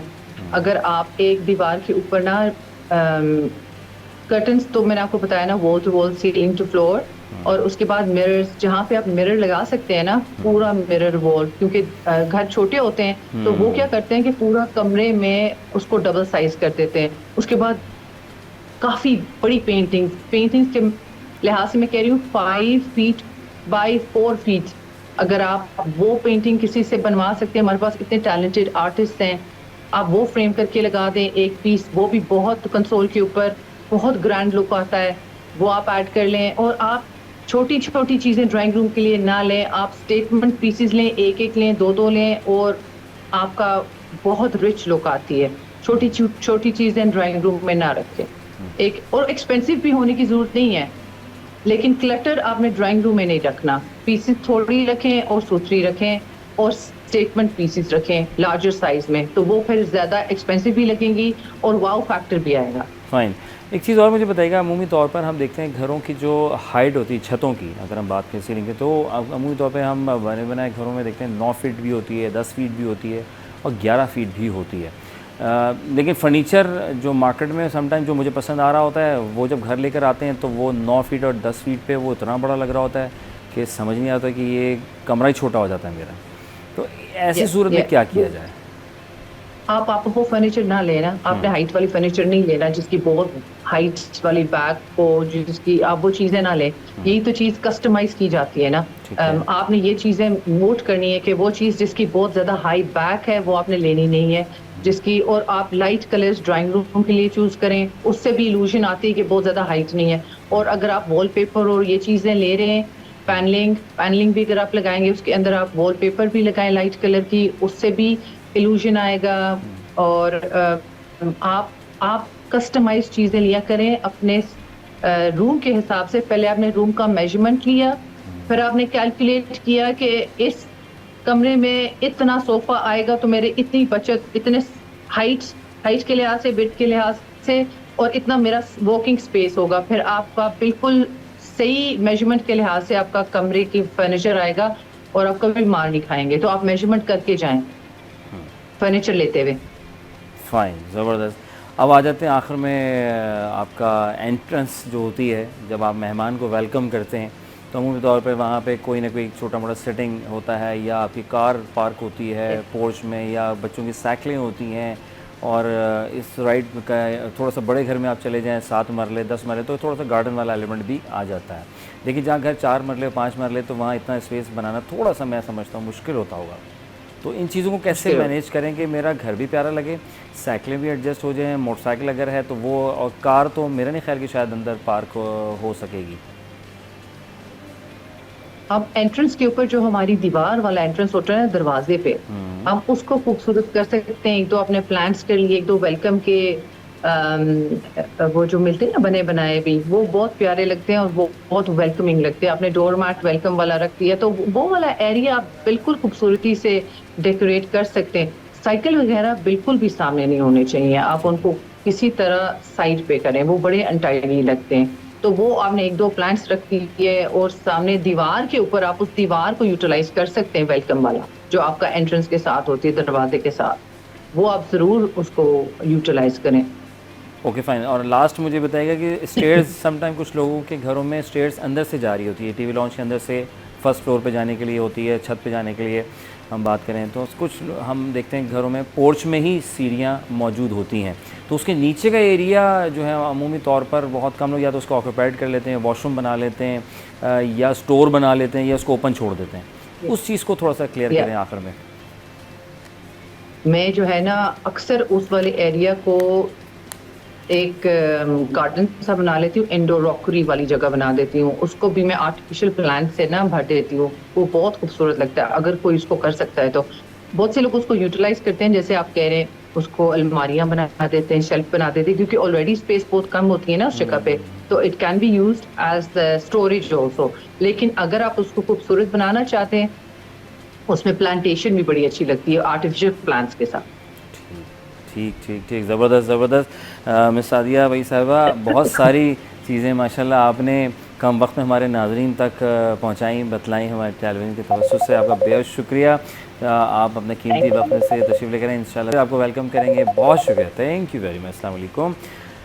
ओके जनाब अली, मिस सादिया वही साहब हमारे साथ मौजूद थी और कमरे से शुरू किया मामला, और टीवी लाउंज और ड्राइंग रूम, उसके बाद कार पोर्च तक का हमने आपको जहाँ जहाँ मेरी कोशिश रही, जो मेरे माइंड में सवालात रहे आए, कमी बेशी तो माज़रत पाऊँ, लेकिन ये कि पिंटरेस्ट का भी सहारा ले सकते हैं। और ख़ास तौर पे हमारे सादिया वही साहिबा जैसी ख़वातीन, हुनरमंद ख़वातीन और मर्द हज़रात की अगर बात करें तो इंटीरियर डिज़ाइनर की हैसियत रखते हैं, इंटीरियर स्टाइलिश की हैसियत रखते हैं, इनसे रब्ता करें, ये बहुत अच्छा गाइड करते हैं। कुछ ना समझ में, इनसे रब्ता करें, ये आपको बहुत अच्छा, आपको घर खूबसूरत बना के देंगे। और घर खूबसूरत तो वैसे ही फैमिली से होता है, तो फैमिली है उस घर में तो रौनकें ही रौनकें हैं, आबाद सा खुशियाँ सी होती हैं।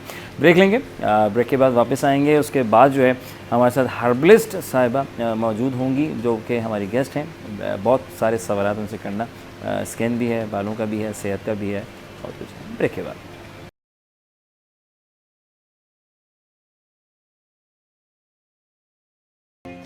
Welcome back once again city at 10। आपका मेज़बान अज़हर अली बेग अपनी खिदमत में हाजिर है। सुबह के आगाज़ से अब तक का सफ़र तकरीबन मुकम्मल हुआ चाहता है और अब गुड आफ्टरनून होने वाला है, और स्कूलों में ब्रेक भी हो चुकी होगी या फिर होने वाली होगी, क्योंकि वक्त अब कुछ कम, क्योंकि अब ख़वातीन हज़रात जो हैं वो ख़वातीन, अच्छा एक चीज़ मैं क्लियर करूँ, ख़वातीन हज़रात ये जुमला नहीं है, हज़रात दोनों में ही आ जाता है, तो ख़वातीन हज़रात कोई जुमला नहीं है। जिस तरह हम बात करें, हम कहते हैं यार जद्दा जाऊंगा, तो जद्दा कोई लफ्ज़ नहीं है, जिद्दा है उसका प्रोनाउंसिएशन लफ्ज़ जो है। अक्सर बेशतर हम लोग गलतियाँ कर जाते हैं, बड़ी बात, संडे वाले दिन मैं आऊँगा आऊँगी आपसे मिलने के लिए, तो इट्स नॉट अ संडे वाला। तो खैर ये सब चीज़ें जो कि ज़िंदगी में अमूमी तौर पर अल्फाज जो हैं इधर के उधर हो जाते हैं, तो it's not a big deal, ये इस अ पार्ट ऑफ लाइफ हो जाता है। लेकिन हाँ, फोकस बहुत ज़रूरी है अपने लिए, औरों के लिए और अपनी सेहत के लिए। तो सेहत से बढ़कर कुछ नहीं है, सेहत है तो सब कुछ है, परवरदिगार का करम है। कम पैसे भी हैं ना, तो मैं कह रहा हूँ सेहत है तो मैं कहता हूँ आपसे richest person in the world कोई नहीं है।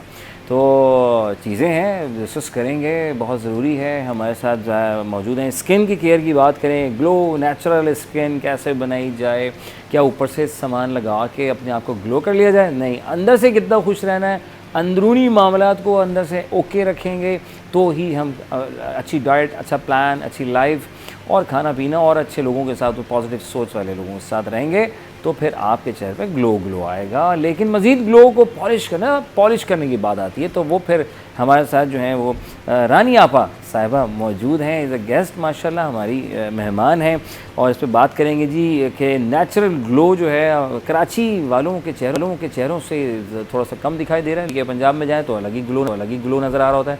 क्या पानी की वजह है या फिर आबो हवा है या वो बहुत ज़्यादा खुश रहते हैं? नो आइडिया अबाउट, डिस्कस करते हैं, वेलकम करेंगे। अस्सलाम वालेकुम।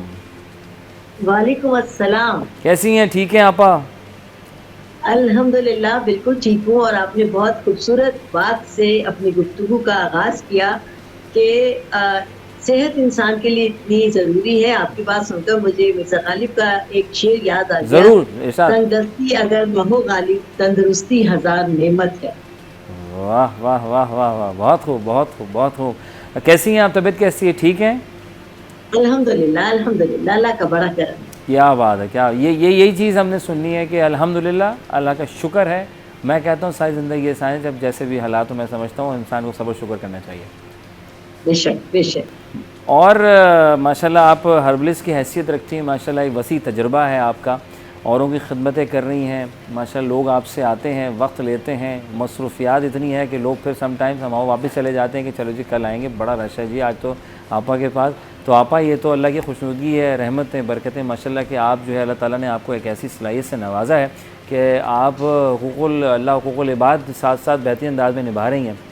तो आज हमारे नाजरीन के लिए क्या है, ये ग्लो नहीं हो रहा है, मेरी स्किन नहीं है, कहीं पिंपल हो जाते हैं, कहीं चमक ख़त्म हो जाती है, कहीं परेशानियां तो नहीं, मुझे परेशानियाँ ले डूब रही, कहीं पानी अच्छा नहीं है, या शायद समुद्री हवा मुझे जला रही है, या शायद मैं धूप में ज़्यादा बैठ रही हूँ। इन तमाम माहौलियात का असर इंसानी ज़िंदगी पर पड़ता है, इंसानी जिस्म जान पर पड़ता है। लेकिन सबसे ज़्यादा जो असर अंदाज होता है हमारे हुस्न जवानी पर, हमारी खूबसूरती पर, हमारी सोचों का असर होता है। और ये ज़माना आप ये देखें कि महंगाई अपने बामे उरूज पर पहुंच गई है। एक आम इंसान को अपनी ज़िंदगी गुजारना बहुत मुश्किल हो गया है और ये सोचें इंसान को तबाह कर रही हैं। आप देख रहे हैं कि लोगों के साथ बहुत बुरे हालात होते जा रहे हैं और ख़ास तौर से कराची के लोग इसका फोकस है।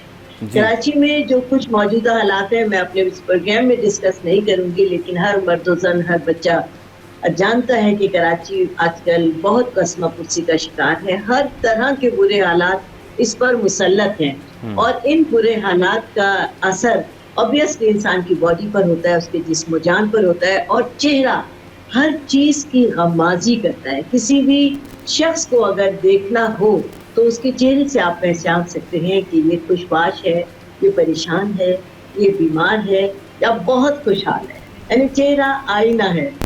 इसके लिए कहते हैं ना कि उनके देखे से जो आ जाती है मुँह पे रौनक, वो समझते हैं कि बीमार का हाल अच्छा है। अगर इस माहौल के मुताबिक, ज़माने के मुताबिक देखें कि हम किसी अपने बहुत पुराने जानने वाले से, मोहब्बत करने वाले से बहुत अरसे बाद मिलते हैं तो बहुत ज़्यादा हमारे चेहरे खुशी का इजहार होता है। लेकिन ये इजहार जो होता है जी जी जी ये इजहार जो होता है वक्ती होता है और ये हमेशा के लिए नहीं होता, बस उसको देख के आ जाती है। लेकिन जब वो आने वाला हमें देखकर बहुत ज़्यादा हम उसको देखकर खुश होते हैं तो वो भी हमें देखकर खुश हो जाता है। वो हमारे दिल की कैफियत को नहीं जान पाता कि हम किन मसाइब व आलाम से, किस कर्ब से इस वक्त गुजर रहे हैं। लेकिन यकीनन हमें इन तमाम नामसाइद हालात में भी अपनी सेहत का भी ख्याल रखना है, अपने चेहरे का भी ख्याल रखना है। अगर देखिए सबसे पहले जो हमारी अक्कासी करता है वो हमारा चेहरा करता है और ख़ास तौर से ख़वातीन कभी भी अपने को कम खूबसूरत लगवाना नहीं चाहती। हर औरत का ये हक है और वो चाहती भी है कि मुझसे ही इस दुनिया में, इस कायनात में रोशनी है और मुझे ही सबसे खूबसूरत होना चाहिए। और कोई भी लड़की, औरत, कोई भी खातून अपने आप को लड़की से औरत बनना पसंद नहीं करती, और औरत बनने के बाद बड़ी अम्मा बनना हरगिज पसंद नहीं करती। लेकिन उसके लिए इन हालात से बचने के लिए कि आगे क्या होने वाला है, क्योंकि उम्र इंसान ऐसी जालिम चीज है कि वो किसी को भी नहीं छोड़ती। इवन ये कि हम तो इंसान हैं, अगर आप किसी सब्जी को ले लें, किसी फल को ले लें, तो उससे भी अंदाजा हो जाता है उसकी सेहत, उसकी खूबसूरती, उसकी चमक देखकर, उसकी फ्रेशनेस देखकर कि ये जवान है या ये बूढ़ा हो गया है या ये बच्चा है। कच्चेपन का अलहदा होता है, और जो जवान तरोताज़ा और ताज़ा फल होता है, ताज़ा सब्जी होती है, वो अलहदा एक अपनी रौनक देती है। और जब सब्जी पुरानी हो जाती है, फुसफुसी हो जाती है, उस पर झुर्रियाँ आ जाती हैं, बिल्कुल मुरझा जाती है, तो हम ऐसी सब्जियां भी इस्तेमाल नहीं करते। अपने आप को खूबसूरत और तरोताज़ा और जवान रखने के लिए इंसान को अपना बहुत ज़्यादा ख्याल रखना चाहिए हर हालात में, क्योंकि अगर आप ठीक हैं तो आपका पूरा ख़ानदान ठीक है, और सब के सब अल्लाह के फजल से बहुत अच्छे से इन हालात का मुकाबला कर रहे हैं। बहुत खूबसूरत बात की आपने कि आप अंदर से खुश रहें, और आप हैं तो पीछे सब हैं माशाल्लाह। आप स्किन का ग्लो, अमूमी तौर पे लोग जो है शॉर्टकट अप्लाई करते हैं, गोरा रंग करने वाली क्रीमें ले आते हैं, ब्लीच क्रीम लगाते हैं, चाहे मर्द हो या औरत हो। ज़ाहिर है इतना तो वक्त नहीं है कराची वाले के पास कि वो फला ट्रीटमेंट, और ये है बहुत से लोगों के पास भी है और लोग निकालते हैं अपने लिए वक्त। तो आप ये जो फेस पे झाइयों का आना, इसकी बेसिक वजह क्या है, उसको हल कैसे करें?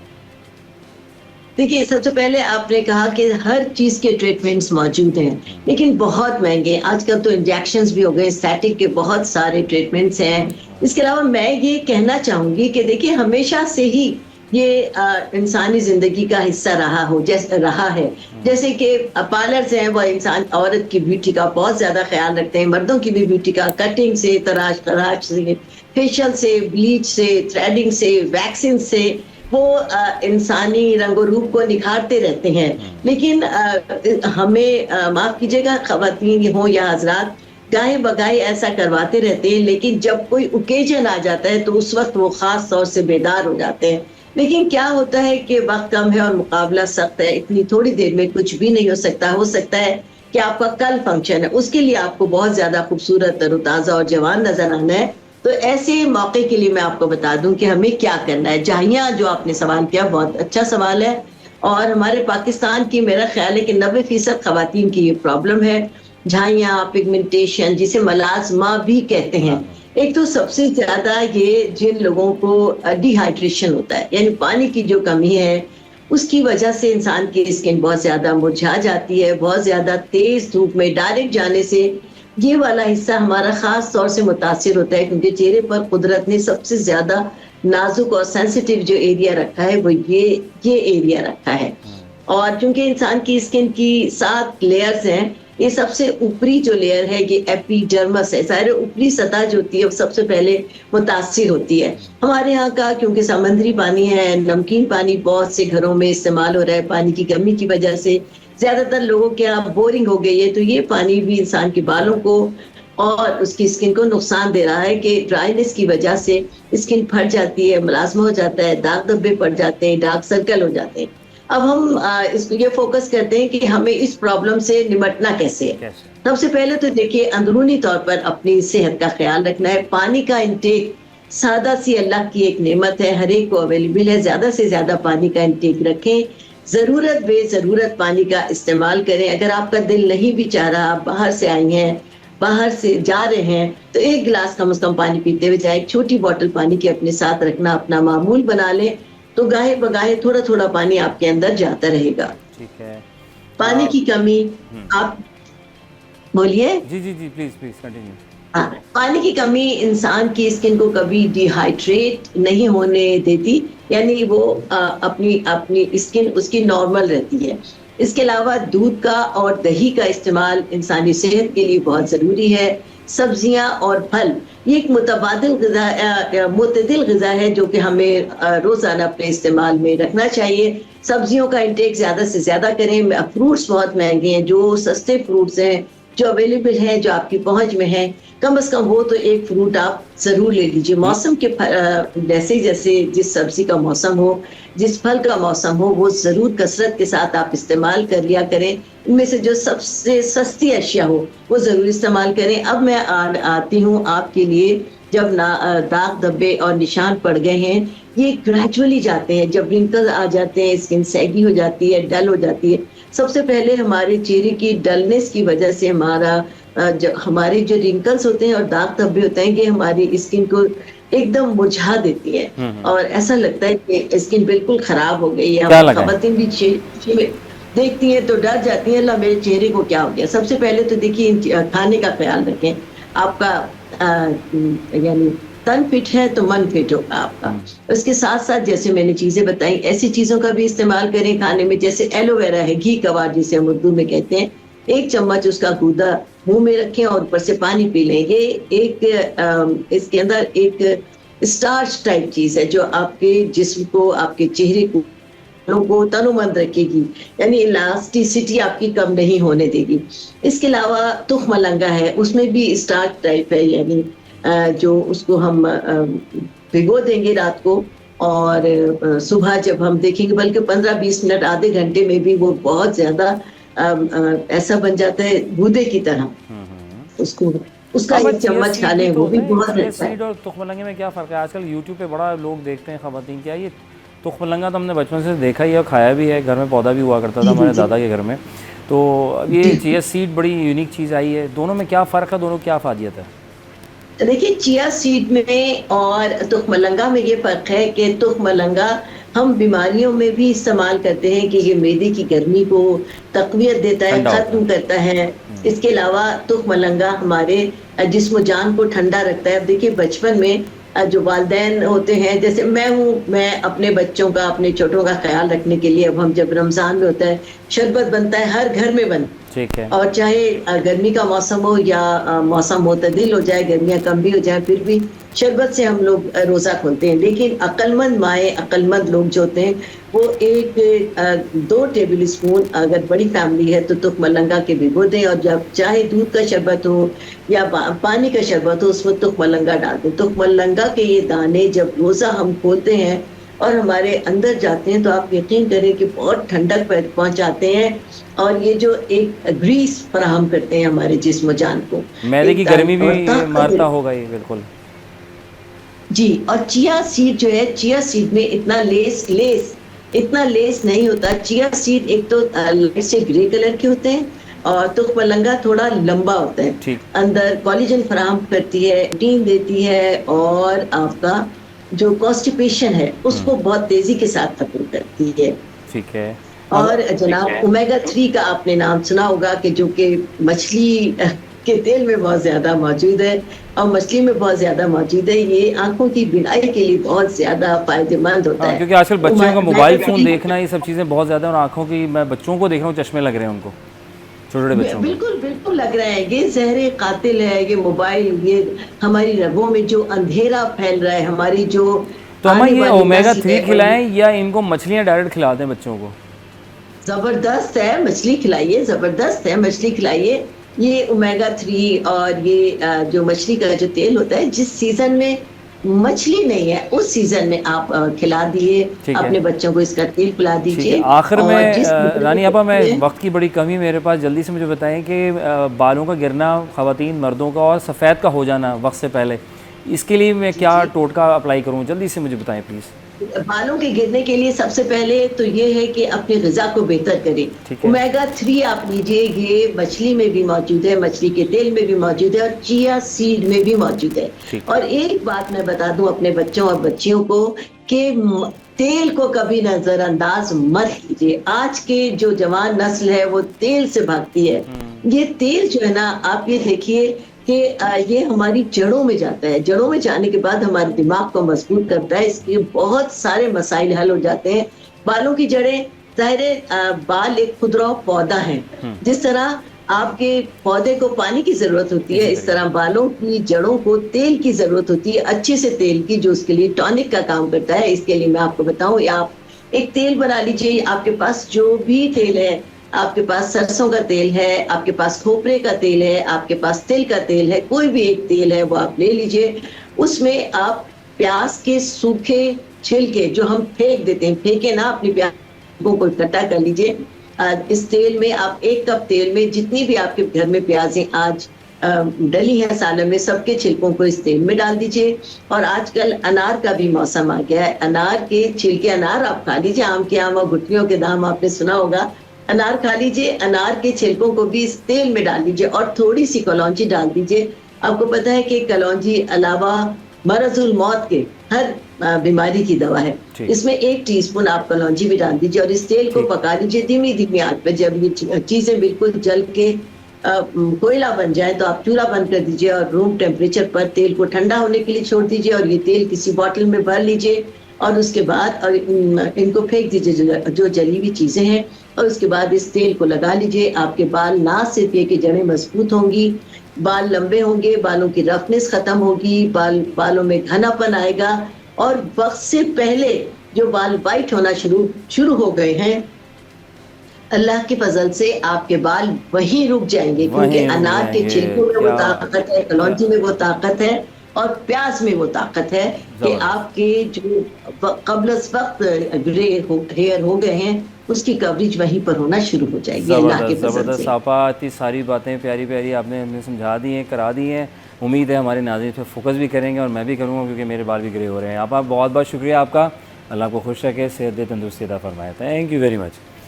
अच्छा जी, रानी आपा हमारे साथ मौजूद थी। कम वक्त में मैंने जितनी कोशिश की कि आप तक पहुंचा दिया जाए, तो इसको अगर आप मिस हो गया हो तो उसको आप हमारे चैनल पे भी देख सकते हैं रिपीट में, ना सिर्फ बल्कि फेसबुक पे भी आप हमारे क्लिप्स देख पाएंगे। बहुत सारी चीज़ें, बहुत मन करता है बहुत कुछ ले जाने का, साथ बतलाने का जिस हद तक कोशिश होती है कि आप तक इन्फॉर्मेशन मिलती है जो अक्सर बेशतर स्क्रॉल की तरह दिमाग से निकल जाती है, तो उसको रिपीट कर लेते हैं। फोकस करें, साथ रहें, हुकूक अल्लाह हुकूक इबाद पे मद्देनज़र रखते हुए अपनी ज़िंदगी गुजारें, सब्र करें, शुक्र करें और जो मिल जाए बेहतरीन और हर हालात में अल्हम्दुलिल्लाह। जो मिशन मुकम्मल होना है होकर रहेगा, जब वक्त होगा। नहीं हुआ परेशान न हो, कोशिश ज़रूर करें लेकिन सब्र रखें। अपने मेज़बान अज़हर अली बेग को दीजिए अपनी टीम के साथ इजाज़त। ज़िंदगी रही तो फिर होगी मुलाकात। अपने सारे काम करें मुकम्मल खैर से और अमल करते रहिए अपने बड़ों की बातों पर। खुश रहें, आबाद रहें। पाकिस्तान जिंदाबाद। अल्लाह ने के बाद।